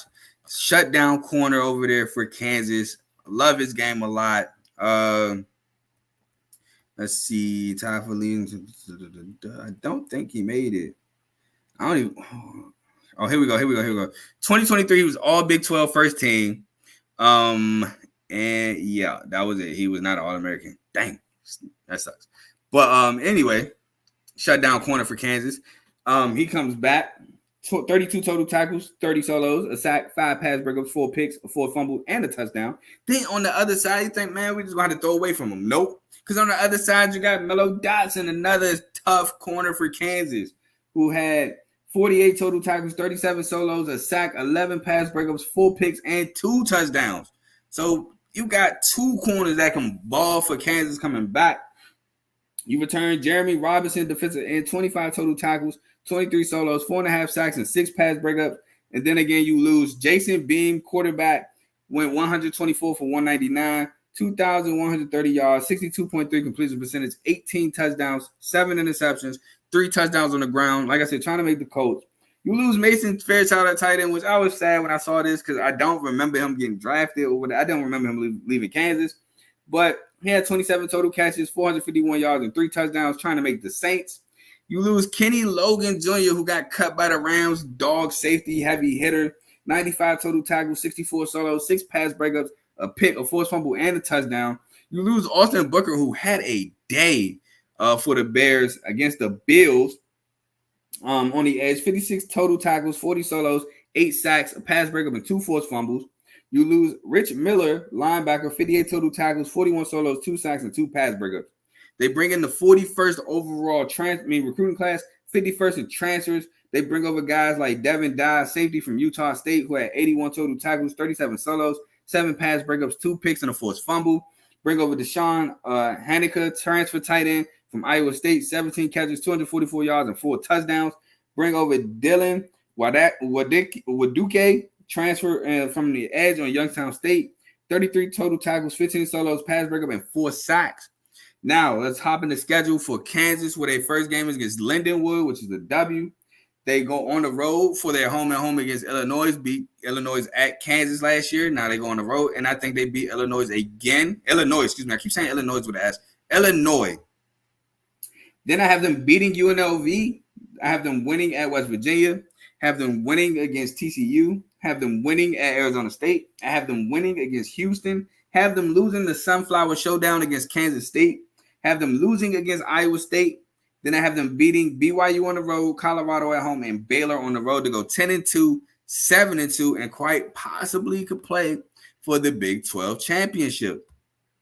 So that's my Kansas preview. No comments to go over before the next preview, which is Oklahoma State.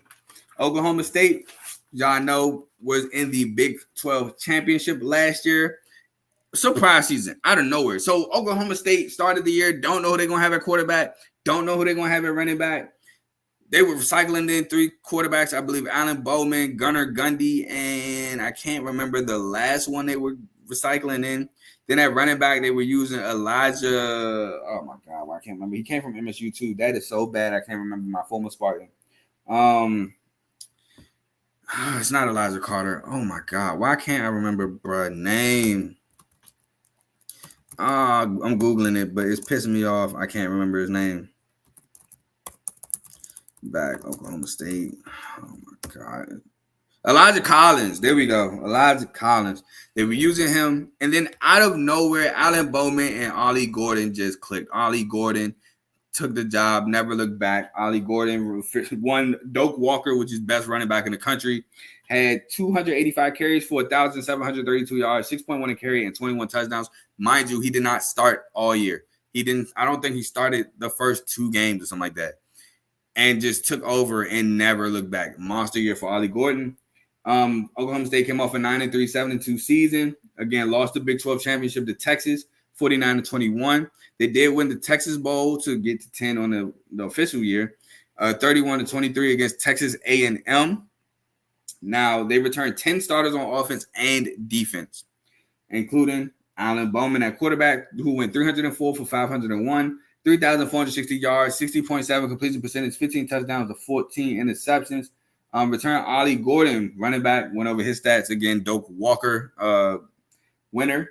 Return Brendan Presley, wide receiver, 101 catches for 991 yards, 6 touchdowns. Return Rashad Owens, wide receiver, 63 catches for 895 yards and 5 touchdowns. Return Nick Martin, linebacker, 140 total tackles, 83 solos, 6 sacks, 2 picks, and a forced fumble. Return Kendall Daniels, safety, 105 total tackles, 62 solos, 2 sacks, a pass breakup, and 2 picks with a forced fumble. Return Colin Oliver, linebacker, 73 total tackles, 45 solos, 6 sacks, 5 pass breakups, and 4 forced fumbles, just making plays all over. Return Trey Rucker, safety, 100 total tackles, 62 solos, pass breakup, interception, and a forced fumble. Return Corley Black, cornerback, 17 total tackles, 13 solos, 5 pass breakers, a pick, and a forced fumble. Return Cam Epps, my guy, who had a breakout game against Kansas State as safety, 40 total tackles, 27 solos, 4 pass breakups, 3 picks, and a touchdown. Now they lose, like I said, Jaden Bray, wide receiver, 30 catches, 382 yards, and 2 touchdowns. He's now at West Virginia. They did lose Anthony Goodlow, defensive end, 40 total tackles, 17 solos, 2 sacks, who's now trying to make the Rams. They did lose Nate Latu, 31 total tackles, 15 solos, 3 sacks, and a forced fumble. They bring over the 63rd overall recruiting class, 69th in transfers, not too many transfers. They got AJ Green to help with the running backs, the backfield. You know, Ollie Gordon has that lock, but he does need to be spelled in moments. And when he does, maybe AJ Green comes in, who transferred from Arkansas, 67 total carries, 312 yards, 4.7 a carry, and 2 touchdowns. And they bring over an edge from Gannon College, so a lower tier college. Obi Ezigbo, with 54 total tackles and 7.5 sacks, excuse me. Now, they were 30th in total offense, 122nd in total defense, 53rd in scoring offense, tied 86th in scoring defense, 67th in rushing, which is really crazy. 96 on 96, in rushing defense, 25th in passing, and 123rd in passing defense. We'll get into the schedule now. Oh my God, this is really a banger for real. People might sleep. Oklahoma State plays South Dakota State, first game of the year. FCS champions, one of the powerhouses of the FCS. I gave Oklahoma State this win, but let me see if I can see the odds real quick. We're gonna go on FanDuel. We're gonna make a little trip to FanDuel real quick, because if these odds is like Colorado, North Dakota State, give me South Dakota State plus the points. This is insane of a game. South Dakota State might come in and wreck Oklahoma State. I believe Oklahoma State lost to Texas State, or Baylor lost to Texas State, or Oklahoma State lost to Central Arkansas, something crazy like that last year. I'm going to Google that in a second. But I have to see let me see. Can I search? Yes, I can. Oklahoma State. No, if I can spell. South Dakota State plus 9.5. Give it to me. Give me plus 9.5 for South Dakota State at Oklahoma State, man. I think I'm rocking with that. Arkansas next, another pretty decent non-conference game, but I have Oklahoma State taking that W. Then we have at Tulsa, which I have Oklahoma State taking that W. Then on the road, at home against Utah, which I have them taking an L. At Kansas State, another L. Beating West Virginia. Losing at BYU, again, went over that already. Beating Baylor on the road. Beating Arizona State. Winning at TCU. Beating Texas Tech and beating Colorado on the road to go 9-3, 6-3. Another really good season for the Cowboys. But that can also be an 8-4, 6-3, because South Dakota State ain't nothing to play with. I'm going to read a comment, and then we're going to do some Googles real quick. Oh, Joe just said he's going to tune into South Dakota State, Oklahoma State. Hey, man, you tuning into a treat, man. Now, the only way Oklahoma State blows out South Dakota State is if their trenches just are significantly better, which I don't even think that'd be a case. Because South Dakota State is low-key ran like an FBS program because, one, there's nothing else in South Dakota but them. And their football team is really good. So the people of South Dakota get behind them like crazy. So they're a really tough school. Let's look at how many South Dakota State national. Oh my God, why is my championships? South Dakota State are 2-time national championships. They won last year, beating North Dakota State 45-21. Then a year later, last year they beat Montana 23-3, and then the year before that, so they're back-to-back national champs. They beat North Dakota State. So they're the reigning national champs in the FCS for the last 2 years. Really good program there. Let's see. Did Oklahoma State lose to Central Arkansas last year? I think they did. Central Arkansas. No, not that. That's for basketball. No, they won. They won 27-13. It was just a stupid close game. I think it was Baylor who got upset by Texas State, what I was thinking about. Let me see. Yeah, they lost 42-31. That's the game I was thinking about. So my bad, Oklahoma State got the upsets confused. But yeah, we just did a little Googles. It could happen. It definitely could happen. But I'm excited to see Oklahoma State this year. I'm excited to see what Alan Bowman does. I gotta also look up one more thing real quick. I can't forget the third quarterback in the rotation last year before they stuck with Alan Bowman. I can't remember who it was. I know it was Gunnar Gundy and Alan Bowman. I can't think. It's not Tuba. No, Tuba Purdy was in Nebraska. Here we go. Statistics. It was Bowman, Gundy, and Garrett Rangel. He played a little bit, but they ultimately went with Alan Bowman, which y'all know, man. If you remember Alan Bowman, he went to the school up north, that nasty school. He went to Michigan, and it's disgusting. But I ain't gonna lie, he did his thing last year. Can't hate on the guy. So, all right, we're gonna move on. If I don't have any more comments, let me go back. My computer's starting to sell me. We're gonna move on. We don't have any more comments, so we're gonna move on to TCU. Oh, why is this in here? Hold on. I gotta remove something, but we're just gonna keep it pushing. TCU is next. Now you probably heard me having TCU losing a lot, and that's true. I do have TCU losing a lot. They fell mighty hard coming off that national championship appearance where they lost 63-3, and Georgia players was eating chicken wings on the sideline, just clowning. They coming off of a 5-7, 3-6 season. They returned 4 offensive starters, 8 defensive starters.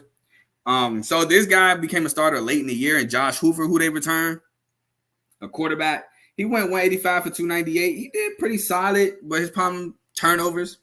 He 2,206 yards, 62.1 completion percentage, 15 touchdowns to 9 picks. Again, he was solid, man. Just got to cut down the turnovers. They returned Trey Sanders, who I'm really hoping he has a breakout year. He had a good year at Bama. He transferred last year, was used sparingly. They really went with Imani Bailey. Hopefully he breaks out this year. 48 carries, 176 yards, 3.7 a carry, 6 touchdowns. They bring back Savion Williams, wide receiver, 41 catches, 573 yards, and 4 touchdowns. Bring back J.P. Richardson, which I thought was gone, but he's back. Wide receiver, 46 catches, 536 yards, and 3 touchdowns. They bring back Nnamdi Abazor, linebacker, 84 total tackles, 48 solos, 4 sacks, and 2 pass breakups. Return Paul Oyewale, defensive lineman, 23 total tackles, 12 solos, and 3 sacks. Bud Clark returns at safety, which was a really big return for me, in my opinion. 33 total tackles, 21 solos, 5 pass breakups, and 3 picks. Return Avery Helm at cornerback, 22 total tackles, 15 solos, a sack, 4 pass breakups, and a forced fumble. They lose Chandler Morris. Not really a loss, in my opinion. If y'all remember, the year they made the national championship, Chandler Morris was named the starter. I thought they were crazy for that. Max Dugan actually comes in and never looks back. He's the starter for the rest of the year. Then Chandler Morris doesn't do too hot for TCU last year either. He was 133 at 203, 1,532 yards, 65.5 completion percentage, 12 touchdowns to 5 picks. He's now at North Texas. They did lose Imani Bailey, running back, 223 carries, 1,209 yards, 5.4 carry.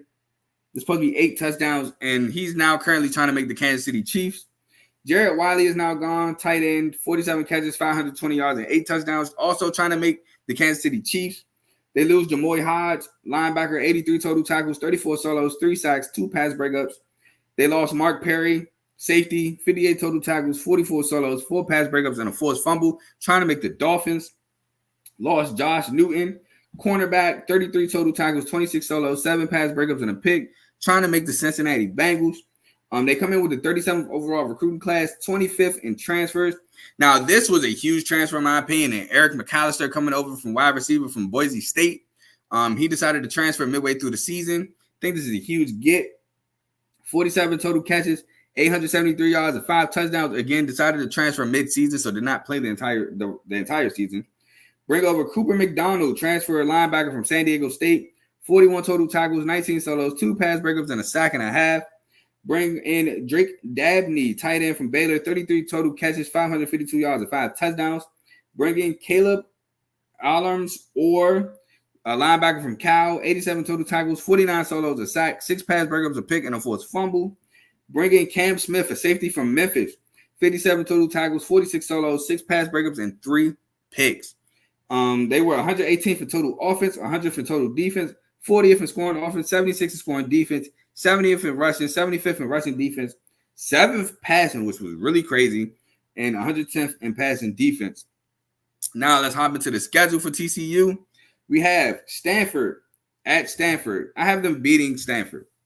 Have them beating Long Island University at home. Have them losing to UCF at home. Have them losing to SMU finally on the road.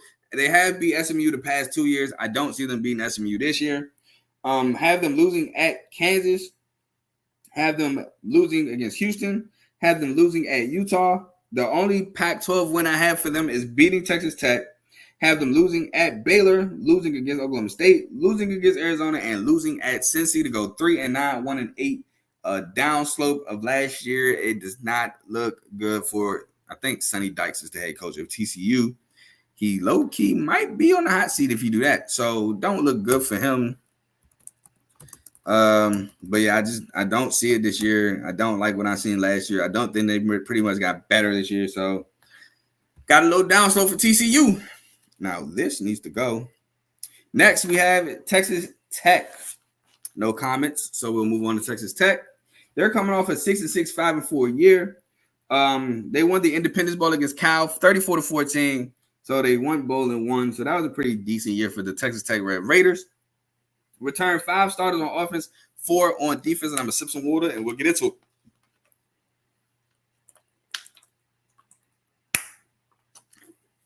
Now, this guy that they returned at quarterback, and Morton, just like Josh Hoover, took over late in the year. Pretty solid. Again, turnovers have to cut down on them. They actually played each other last year. When TCU and Texas Tech met, they actually played against each other, Hoover and Morton. Solid game. Taj Brooks really, if I remember correctly, Taj Brooks took over in that game. I'm going to do my Googles to make sure I'm correct on that. But I believe both of them had a turnover in that game too. So again, just have to cut down on them turnovers. Texas Tech did win 35-28. Here go the stats right here. And we're going to look at the box score. Taj Brooks, 31 carries for 146 yards and a touchdown at running back. Just took over. Now, they both didn't throw a pick. Josh Hoover actually threw 2 picks. Morton threw 0, 2 touchdowns, no picks. Hoover threw a touchdown and 2 picks. But, yeah, Taj Brooks, man, he took over a lot of games for TCU. And he's back. Taj Brooks is back. But first, we have to go over Baron Morton. 182 of 293, 1,754 yards, 62.1 completion percentage, 15 touchdowns to 8 picks, and he added 4 touchdowns on the ground. Taj Brooks, like I said, the guy who took over a lot for Texas Tech, running back, 290 carries, 1,541 yards, 5.3 a carry, 10 touchdowns, and just a To my opinion, he's a back that you don't want to tackle. You don't want to continuously tackle this guy over and over again. He's going to wear you down. He's a big back. He can move. You don't want to tackle this guy. Bring back Coy Aiken at wide receiver, 36 catches, 416 yards, 2 touchdowns. Bring back Ben Roberts, linebacker, 105 total tackles, 55 solos, half a sack, a pick, and 2 forced fumbles. Bring back C.J. Bakersfield, a defensive back, 77 total tackles, 54 solos, 5 pass breakups, and 2 picks. Return Jacob Rodriguez, linebacker, 30 total tackles, 22 solos, 2 pass breakups, a pick, and 2 forced fumbles. And return Joseph Adair, linebacker, 25 total tackles, 13 solos, a sack, and a pass breakup. Lost Tyler Shuck, as described in my ACC preview. He's now at Louisville. He went 67 of 111, 746 yards, 60.4 completion percentage, 7 touchdowns, and 4 picks. If he can stop the picks, if he can stay healthy, he might go well for Louisville. But he did just lose his best weapon, or one of his best weapons, and Carlin Lacey out 6 to 8 weeks. I think a knee injury in practice. I just saw he was out for 6 to 8 weeks. Prayers up there, but yeah, that's a tough blow for Louisville and Tyler Shuck. Now Tyler Shuck does have one thing going for him. Jack Plummer did not stop the interceptions, and Louisville still made it to the ACC championship game. So Jeff Brom could have something cooking for Tyler Shuck. They did lose Xavier White, wide receiver, 39 catches, 556 yards, and a touchdown. Lost Jaron Bradley, wide receiver, 36 catches, 431 yards, and 4 touchdowns. Went to Boston College. They did lose DeAdrian Taylor Demerson, safety, 72 total tackles, 53 solos, a sack, 7 pass breakups, and 4 picks, trying to make the Arizona Cardinals. Lost Miles Cole on the edge, 32 total tackles, 21 solos, 3.5 sacks, a pass breakup, trying to make the Jacksonville Jaguars. Lost Jalen Hutchins, 44 total tackles, 22 solos, 3.5 sacks, and a pass breakup, trying to make the Chicago Bears. They come in with the 26 overall recruiting class, the 36 in transfers, bringing over guys like Josh Kelly, wide receiver of Washington State, who had a dog year under Cam Ward, him and Kyle Williams. He had 61 catches, 923 yards, and 8 touchdowns. So a big add to the wide receiver core. They did bring in a guy like Jalen Coyers, tight end from Arizona State, who had 30 catches for 362 yards. Bring in DeBraylon Carroll, transfer on the D-line from Rice, 41 total tackles, 14 solos, 2.5 sacks. Caleb Douglas, the transfer wide receiver from Florida. His career numbers at Florida, this is not from 1 year. This is just 2 years as a career. 19 catches, 283 yards, and 3 touchdowns as a career at Florida. They were 64th in total offense, 79th in total defense, 62nd in scoring offense, 61st in scoring defense, 59th in rushing, 84th in rushing defense, 63rd in passing, and 74th in passing defense. Now we'll get into the schedule. With the first game of the year, they'll play Abilene Christian, which I have them winning. I have them winning at Washington State because Washington State lost a lot of production. Kyle Williams is still there, but they lost Cam Ward. I think they lost Nakia Watson. They lost, as I just said, Josh Kelly, who's now at Texas Tech. They lost a lot of production there. So offensively, I just don't know where I have Washington State at. I think Texas Tech wins. They play North Texas, which they do play against Chandler Morris. I think Morris might throw them a pick or two. North Texas coming off a bad year. I believe that was under Chandler Rogers. I have them beating North Texas. I have them winning against Arizona State. I have them beating Cincy to start off 5-0. Might get ranked, but that's where it gets ugly in the schedule. Losing at Arizona, losing to Baylor, losing at TCU, losing at Iowa State, losing to Colorado, losing at Oklahoma State, but finally getting that bowl eligibility, beating West Virginia to go 6-6, 3-6. Now, some games that could change. Baylor can change. TCU can change. Colorado is a possibility that can change, but solidly, they lose to Arizona, Iowa State, and Oklahoma State. But they also could lose to West Virginia. But I have them at 6-6, 3-6, but that can also change. No comments, so we're going to get into one of the last 3 schools I have left remaining. I know I've been live for an hour and a half. Man, 16 teams in the conference is no joke to go over. And then we got another 16 tomorrow with the SEC. UCF. Coming off of a 6-6, 3-6 season. Now, I hope you don't remember this, but I had them winning 10 games last year. I can tell you this. I don't have them winning 10 games this year. That's a little spoiler. But they did lose the Gasparilla Bowl 30-17 to Georgia Tech. They returned 5 starters on offense and defense, including R.J. Harvey, who's a tough running back. Had 226 carries for 1,416 yards and 6.3 a carry, 16 touchdowns. looking to be UCF's best player in general. Return Kobe Hudson at wide receiver. 44 catches, 900 yards, and 8 touchdowns. I honestly thought he was going to the draft, but he decided, I don't know if he could. I can't remember what he is, but he's back at UCF nonetheless. They did lose. They did return Xavier Townsend, wide receiver, 33 catches, 325 yards, and 3 touchdowns. They did return Lee Hunter at defensive tackle, 69 total tackles, 41 solos, 3 sacks, and a pass breakup. Return Malachi Lawrence, defensive end, 27 total tackles, 17 solos, 7.5 sacks, and a pass breakup. Return Damari Henderson, defensive back, 45 total tackles, 29 solos, 2 pass breakups, 3 picks, 2 forced fumbles, and a touchdown. Now, they did lose starting quarterback John Rice Plumlee, which he was a turnover machine, a little bit inaccurate, strong arm, very athletic, could run the ball crazy, which is what Gus Malzahn wants. But he was 161 of 256, 2,271 yards, 62.9 completion percentage, 15 touchdowns, and 8 picks. On the ground with 505 yards and 5 touchdowns, trying to make the Steelers. They did lose Javon Baker, who I really liked. 52 catches, 1,139 yards, and 7 touchdowns. I'm going to say trying to make the Pats, but I think he's going to be on the Pats. Lost Jason Johnson, linebacker, 115 total tackles, 66 solos, 3 sacks, and a pass breakup trying to make the Cowboys. Lost Tremont Morris Brash, defensive end, 57 total tackles, 38 solos, 8.5 sacks, and a pass breakup trying to make the I almost said San Diego Chargers. Los Angeles Chargers. Lost Corey Thornton, defensive back, 27 total tackles, 23 solos, 9 pass breakups, and 3 interceptions on Louisville. They bring in the 34th overall recruiting class, which is really good for Gus Malzahn and UCF, and the 22nd transfers. Bringing in guys like DeVorce Johnson coming over from Auburn, wide receiver, who had 19 catches for 347 yards and 3 touchdowns.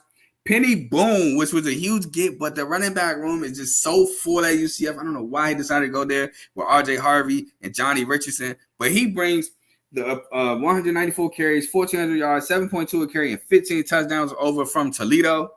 KJ Jefferson, the big name, big arm quarterback, big guy from Arkansas, 190 of 296, 2,107 yards, 64.2 completion percentage, 19 touchdowns, 8 picks, had 447 yards and 2 touchdowns on the ground. Now, quarterback play does need to be better for KJ Jefferson. Will not lie, but he is the guy that Gus Malzahn would look for in recruiting, transfers, whatever you want to call it. He is a Gus Malzahn quarterback. Mac McWilliams, cornerback from UAB, transfers in 52 total tackles, 39 solos, 8 pass breakups, and a forced fumble. Zyree Alexander transfers in, linebacker from Idaho, 74 total tackles, 29 solos, pass breakup, and 2 forced fumbles. Now, they were 8th in total offense last year. No surprise, it's Gus Malzahn. 81st in total defense, 41st in scoring offense, 59th in scoring defense, 4th in rushing, 122nd in rushing defense, 41st in passing, and 25th in passing defense. Defense was not a thing for real for UCF last year, and that's what cost them a bunch of ball games. They can score with the best of them, but they can't stop you from scoring, which lost them some games, like the West Virginia game. What happened to the schedule? First game of the year, they played New Hampshire, which is a W. Should be a tune-up. Should probably blow them out by like 40. Then they played Sam Houston State, a team that I was rooting for Sam Houston State. If you remember CTC last year throughout the entire season, they would be so close to getting a W in Conference USA, period, and then fold. They actually ended up winning. I can't remember who they ended up beating. I think it was like FIU or something. But they would fold. But I have UCF beating them. Then I have them winning at TCU. I don't think. No. This is the Big Ten game. I have them winning at TCU, losing to Colorado at home, losing to Florida in the swamp, beating Cincy at home, losing at Iowa State, beating BYU, beating Arizona State at Arizona State on the road, beating West Virginia on the road, getting their revenge, and losing at home against Utah to finish 8-4, 6-3, which I think is a solid record for UCF. No comments, so we're going to move on to probably what you've been waiting for, the Utah Utes. Now, before I do that, I did want to Google something for UCF. No, I didn't. I wanted to Google Sam Houston State in 2023 because I can't remember. I think they won a game. I just can't remember who they beat, and I wanted to shout them out for that. I think they might have ended up winning 2, to be completely honest. Let's see. I just absolutely click nothing. Sam Houston State. We're gonna go to the schedule. We're gonna go to last year's schedule because this year's schedule pops up because we are 6 days away. It is officially Sunday. They did not beat UTEP or FIU. They lost both of them. They beat Kennesaw State. They ended up winning 3 games. Oh, my bad, Sam Houston State. My bad. Beat Kennesaw State for their first win. Then beat Louisiana Tech and beat Middle Tennessee State, winning 3 of their last 4 to go 3-9. Shout out Sam Houston State, man. I was rooting for them. Won 3 games. Shout out to them. But we move on to Utah Utes, and this is the second to last school. So hey, we almost there. Now, Utah's coming off an 8-4, 5-4 season last year. Again, no Cam Rising the entire year, who was supposed to be the starter, who's actually supposed to be in the draft this year, but he got his medical redshirt year, so he's back. They lost the Vegas Bowl 14-7 to Northwestern. They returned 7 starters on offense, 8 on defense. Now, Utah normally has a nasty defense. I'm going to sip some water, and we're going to get on some of these returners. Returning, none other than Cam Rising. Cam Rising a couple years back stole my boy, I almost called him Corey Brewer. It's not Shane Brewer either. What's the quarterback? First name, last name Brewer, transferred over from Baylor. He went like 15 for 15 in the spring game, and everybody was excited. I liked him at Baylor. I thought it was a really good move from transfer, but then he started to not play so well for Utah. And Cam Rising took his job. He actually took over in the San Diego State game and ended up coming back and winning that game because Brewer played so badly. He had to come back, and they won, and he never looked back. Utah quarterback. Charlie Brewer. That's what it was. Charlie Brewer. Wait, no way he's still in college football. I was about to say. I'm about to say it's no way. All right. Yeah, he took over for Charlie Brewer and never looked back. We have Michael Bernard at running back, who returns 16 carries, 76 yards, 4.8 a carry, and a touchdown. He should be looking to have a heavier workload. Now, Cam Rising stats, I forgot to read over him in 2022, were 249 and 385, 3,034 yards, 64.7 completion percentage, 26 touchdowns to 8 picks. So he's looking to have another really good year and then possibly making the NFL leap. Return Money Parks at wide receiver, 31 catches, 293 yards, and 2 touchdowns. Returns Munir McClain, wide receiver, 15 catches, 269 yards, and 2 touchdowns. Return Lavani Damani, linebacker, 87 total tackles, 43 solos, and a half a sack. Return Kareem Reed at linebacker, 67 total tackles, 24 solos, 4 pass breakups, a pick, and a touchdown. Return Connor O'Toole, DN, 31 total tackles, 13 solos, 4.5 sacks, 3 pass breakups, and a forced fumble. They returned Zamaya Vaughn, cornerback, 53 total tackles, 35 solos, half a sack, 6 pass breakups, and a pick. Now, they lose Bryson Barnes, which is not a loss because in comes Cam Rising coming back off injury. Bryson Barnes didn't look too well in his offense. He had his moments. USC was a game, I believe. But, yeah, he's now at Utah State. Quarterback who went 142 for 242, 1,572 yards, 58.7 completion percentage, 12 touchdowns to 11 picks. Jaquindon Jackson, running back, is now gone. He's currently on Arkansas. 161 carries, 797 yards, 4.9 a carry, and 4 touchdowns. They did lose Devon Ville, wide receiver, who's currently trying to make the Denver Broncos. 43 catches for 593 yards and 3 touchdowns. Lost Sione Vaki, and on my paper, I just wrote weapon. He's a weapon. He played wide receiver, played running back, played safety. Y'all remember he was like a major performer on my one of my weeks because he just did it all. Some stats: 50 total tackles, 37 solos, 2 sacks, 2 pass breakups, a pick, 11 catches for 203 yards, 3 touchdowns for 317 yards.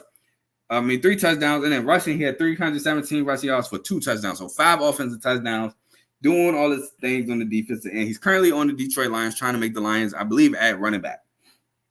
They lost Cole Bishop, which was one of my favorite safeties in the country last year. 60 total tackles, 35 solos, 3 sacks, 3 pass breakups, 2 picks, and a forced fumble. Trying to make the Bills, which I do make the Bills, and I think he might even become a starter for the Bills. That's just me, though. Lost Jonah Ellis. Lot of sack production here with Jonas Ellis on the edge. 37 total tackles, 23 solos, 12 sacks, 3 pass breakups, and a forced fumble. Also trying to make, I think he'll make the Denver Broncos. He's a 3rd round overall pick. They bring in the 40th overall recruiting class, 33rd in transfers. Now, this was a huge get wide receiver. Kind of got edged out from all the talent at USC. They bring over Dorian Singer, who I had high hopes for USC, but then Brendan Rice was used heavily. Taj Washington. was used heavily. Mario Williams kind of got edged out. He transferred out. So Dorian Singer, he got some use. 24 catches, 289 yards, 3 touchdowns. I'm at USC, but he's now at Utah, which is huge. Bring over Damian Alford from Syracuse at wide receiver, 33 catches, 610 yards, 3 touchdowns. Bring over Akai Gilman from Stanford, safety, 50 total tackles, 29 solos, 3 pass breakups, and a pick. Bring over Paul Fitzgerald off the edge for Utah State with 42 total tackles, 20 solos, pass breakup, 8 sacks, and a forced fumble. So he's looking to replace Jonah Ellis on the sack production. 92nd in total offense. Again, offense was abysmal for Utah. 13th in total defense, 98th in scoring offense, 19th in scoring defense, 33rd in rushing, 4th in rushing defense, 117th in passing, 65th in passing defense, and tied 16th in the country for sacks. Now, the reason why I say Utah offense was abysmal is because it was, but even with that offense being so abysmal, USC defense was so bad, Utah won the game and put up 30-something points. That is atrocious. Caleb Williams even came back and took the lead, and that defense even gave up. They gave up that game. So that's bad. But we go to the schedule. No surprise here. I have Utah going undefeated. 12-0, 9-0 in conference, beating Southern Utah to start. Baylor, which is not a conference game, we discussed that earlier. Utah State on the road. Oklahoma State on the road. Arizona at home. Arizona State on the road. TCU at home. Houston on the road. BYU at home. Colorado on the road. Iowa State at home. And UCF on the road. I think Utah kind of lucked up with who they play on home and on the road. Now, Oklahoma State is a tough road opponent. Don't get me wrong. But I think they bottle up on Ollie Gordon and they catch picks off Allen Bowman as well. Other than that, road opponents of Arizona State, Houston, Colorado, and UCF are not that bad. Now, UCF is another team that's tough to play on the road. It's going to be loud. It's going to be hot. But I think they can handle that. UCF is another team whose defense was atrocious.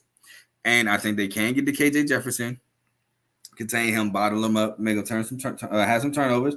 Colorado is an environment which they're used to playing Big 12, Pac-12. So that's why I think that's an easier road game. They're tough opponents. They play at home. Arizona at home and Iowa State at home. So I think, they go undefeated. And they're for sure, the Big 12 championship. Now, the last game I have on the schedule, no comment. So the last game is 12:52. Kind of expect no comments at this point. It's really late at night. We have West Virginia. Now, this was a surprise season. They coming off 8-4, 6-3. Last year, I told Mark he was going to be mad at me. This year, he's going to be mad at me again. I'm sorry. I'm just sorry. They won the Duke's Mayo Bowl 30-10 versus UNC. Returned 7 offensive starters, 6 defensive starters, including Garrett Green, who had a really good year at quarterback. 147 of 278, 2,406 yards, 52.9 completion percentage, 16 touchdowns to 4 picks, added 772 yards and 13 touchdowns on the ground at quarterback. Running back C.J. Donaldson comes in with 171 carries, 798 yards, 4.7 a carry, and 11 touchdowns. Returned Hudson Clement, wide receiver, 22 total catches for 480 yards, 4 touchdowns. Returned Cole Taylor, tight end, 35 catches, 444 yards, and 4 touchdowns. Returned Jaheim White, running back, 109 carries, 842 yards, 4 touchdowns, and 7.7 a carry.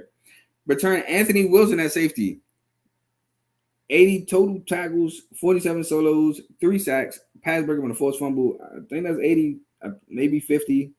Let's just look to be safe. I don't want to be wrong here.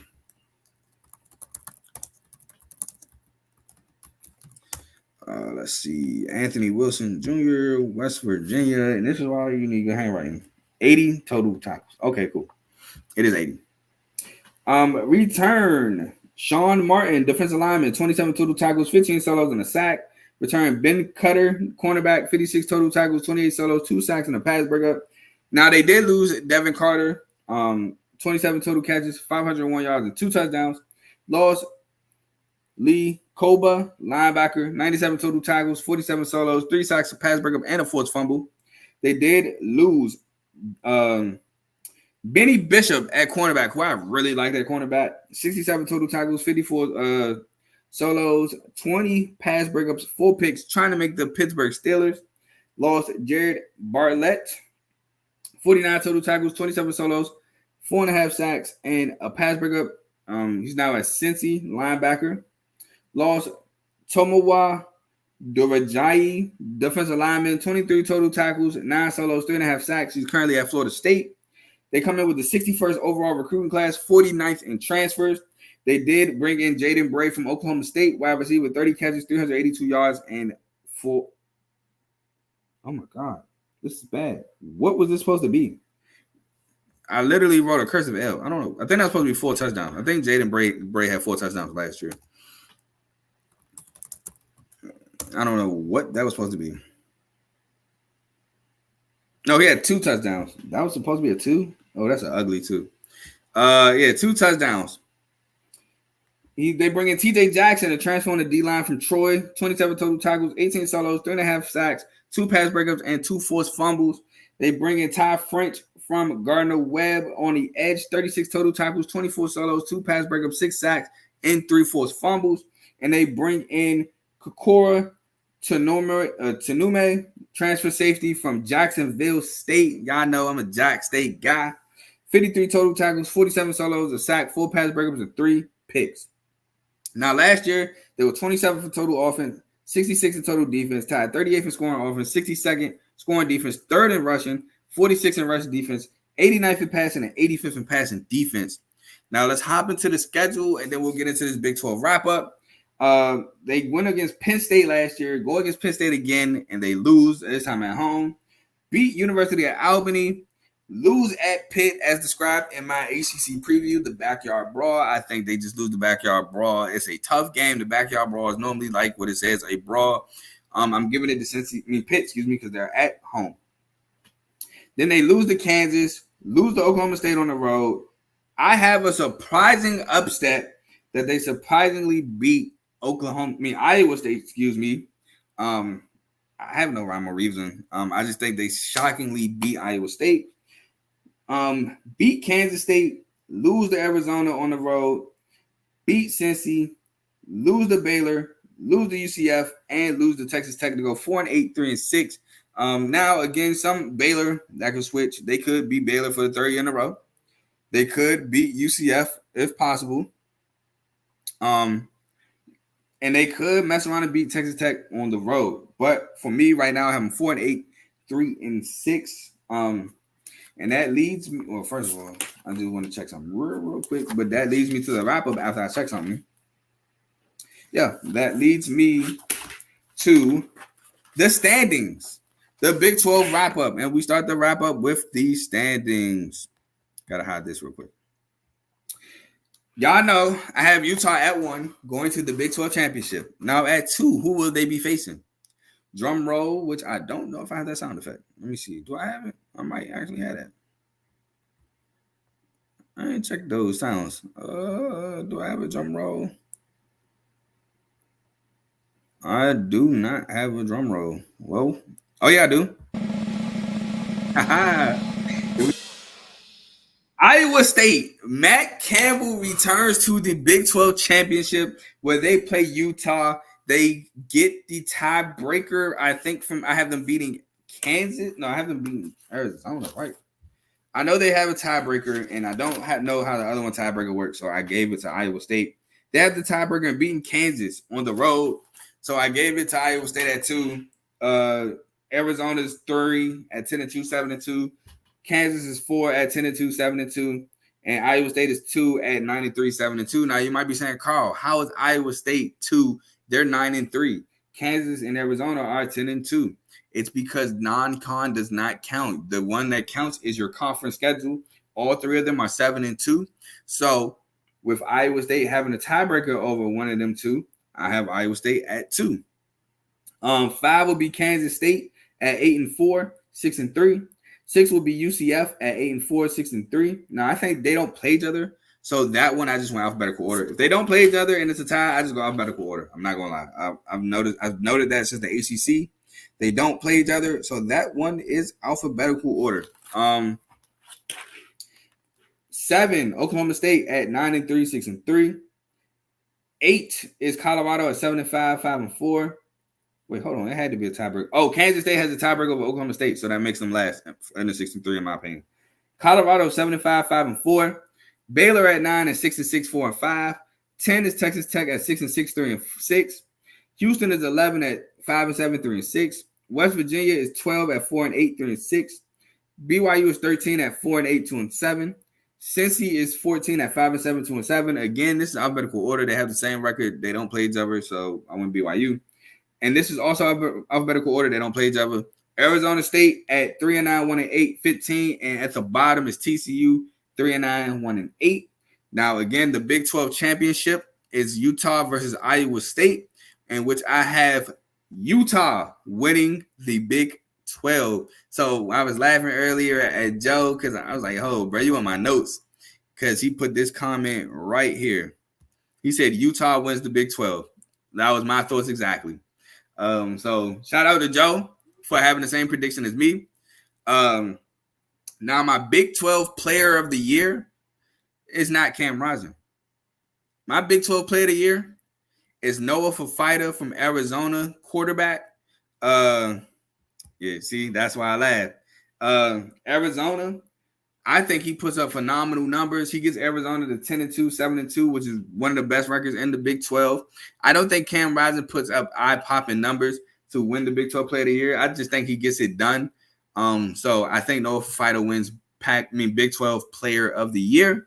But that is all I have for y'all today on the Big 12. Again, the SEC should be tomorrow. You know, life be life and things happen. So should be tomorrow at 8 o'clock. We are 6 days away from week 0, Florida State versus Georgia Tech in Dublin, Ireland. And I will probably have to watch it on replay because I will be at work. But nonetheless, we are here. I'd like to thank y'all for who came and watched the show, whether it was 5 minutes, 10 minutes, 5 segments, 10 segments. I know this is a 2-hour show again. Again, don't blame me. Blame the Pac-12 who wanted to migrate to different conferences. And now I have to cover 16, 17, or 18 teams in one conference. But nonetheless, I'm here to do that for y'all. I like doing it. And again, we will be back for the SEC, which I think everybody's waiting on the SEC because, again, in my opinion, best conference in college football. But again, I will be back. Y'all get y'all some sleep. I know I'm about to.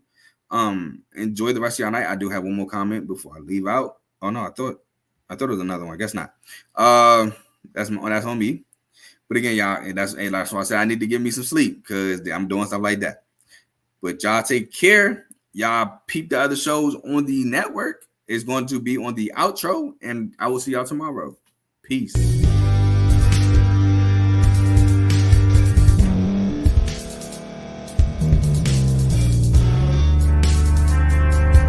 Thank you for staying to the end. If you're watching this on YouTube, please like this video, subscribe, and also hit that notification button so you can be notified next time we put out a video. If you're listening on any podcast platform, subscribe and hit that notification button, y'all, so you can be notified we put out another podcast audio. And last but not least, hit that share button. No matter what you're listening to or watching it, hit that share button and send it to somebody that you know that would love to watch this episode you just listened to. So once again, thank you for staying to the end, and we'll see y'all in the next episode.